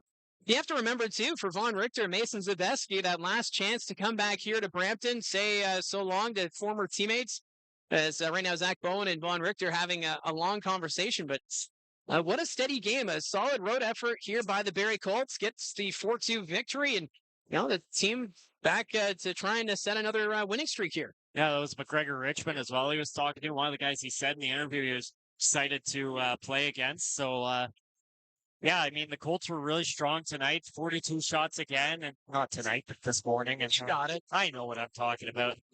Professional. Yeah, some would say that. Anyways, some would not too. But, for Barrie, everything was working. It seemed the offense came out flying. They did a good job in their own zone. Jaswell didn't have to sprawl out for too many big saves. And power play as well got back to what it's known for, scoring goals. They were giving up some goals on the weekend shorthanded, but tonight or this afternoon, they were really strong against the Brampton Steelheads. Yeah, so a big win for the Barrie Colts, getting back into the win column and on the school day game. So a little different routine for everyone. Even Dylan Smoskowitz saying at 5 a.m. he was still at the gym. He said he had to do something before getting on the bus, but it's a good road effort here is for the Barrie Colts. After what we saw in Windsor, where they had that good first period and then fell off track in the second and third, we saw Barrie Colt hockey here this afternoon, and they were able to set the tone early, going up 3-0 in the first period, and kind of just shut things down and ended up that 4-2 victory. And that's kind of the difference. They came out, they were really good in that first period against the Windsor Spitfires, but They didn't score a goal. So it was 0-0 after one, and then Windsor gets their pushback. They get a couple goals. All of a sudden, you're down by 2. Barrie gave themselves that cushion through the first period. A good first. They're up 3-0. And then they kind of coasted after that and kept control of the game. That's kind of been the theme of these Barrie-Brampton games since the trade deadline. Barrie comes out flying in the first, get a goal or two, get a lot of shots, and they kind of just coasted from there. So let's take a look at our 3 stars presented by Craighurst Crossing by Georgian Communities. New homes, minutes from North Barrie, where inspired living meets small town charm. Your 3rd star this afternoon, Julian D'Amiglio of the Brampton Steelheads. He had a goal. That was the one that made it a 4-2 hockey game. 2nd star, Nathan Amidovsky, also of the Brampton Steelheads. He had the penalty shot goal. And then your 1st star, Parker Von Richter, the former Brampton Steelhead, a goal and an assist. So at least the Barrie Colts got one of the 3 stars this afternoon. No comment. I was waiting for something to be said there. I don't know. You lost the game 4-2 and you got 2 of the 3 stars. I don't know. We don't pick it. I have no control over that, and I'm not going to lose any sleep over it either. Exactly. So we'll move on. Yep. So that's that'll do it for us here at the CAA Centre in Brampton. Lee is commenting, saying that we need more lights. Well, we only have what we have. We're kind of limited. We spent low on the light budget. Well, if Lee wants to contribute to the light budget, Everyone wants to sponsor the broadcast. We need lights. There you go. Yeah. But, most rinks are good, but apparently we're pretty backlit. Brampton's a bit weird because it is light here, but just it doesn't. Well, there's nothing above us. Yeah, it's all behind us. Behind us, and that was happening last time where. And our spotlight can only do so much. Yeah, it's already dying. It needs to be plugged in again. Know. But anyways, that'll do it for us from the CAA Centre in Brampton. It's a 4-2 victory for the Barrie Colts. And now we'll get ready for tomorrow night's action back in Barrie. They take on the Brantford Bulldogs. So that'll be on Rogers TV. Our next road broadcast isn't until Oshawa on March 15th. So we get a bit of a break. We get to be at home for a while. That'll be nice. We got 4 straight games at home. That'll be nice. I can't remember the last time we had that. It's probably like October. Something like that. Yeah. It's been a while. But anyways, that'll do it for us here. For Gene Pereira and Josh McCann, I'm Mike Poirier saying so long, as it's a 4-2 final for the Barrie Colts over the Brampton Steelheads.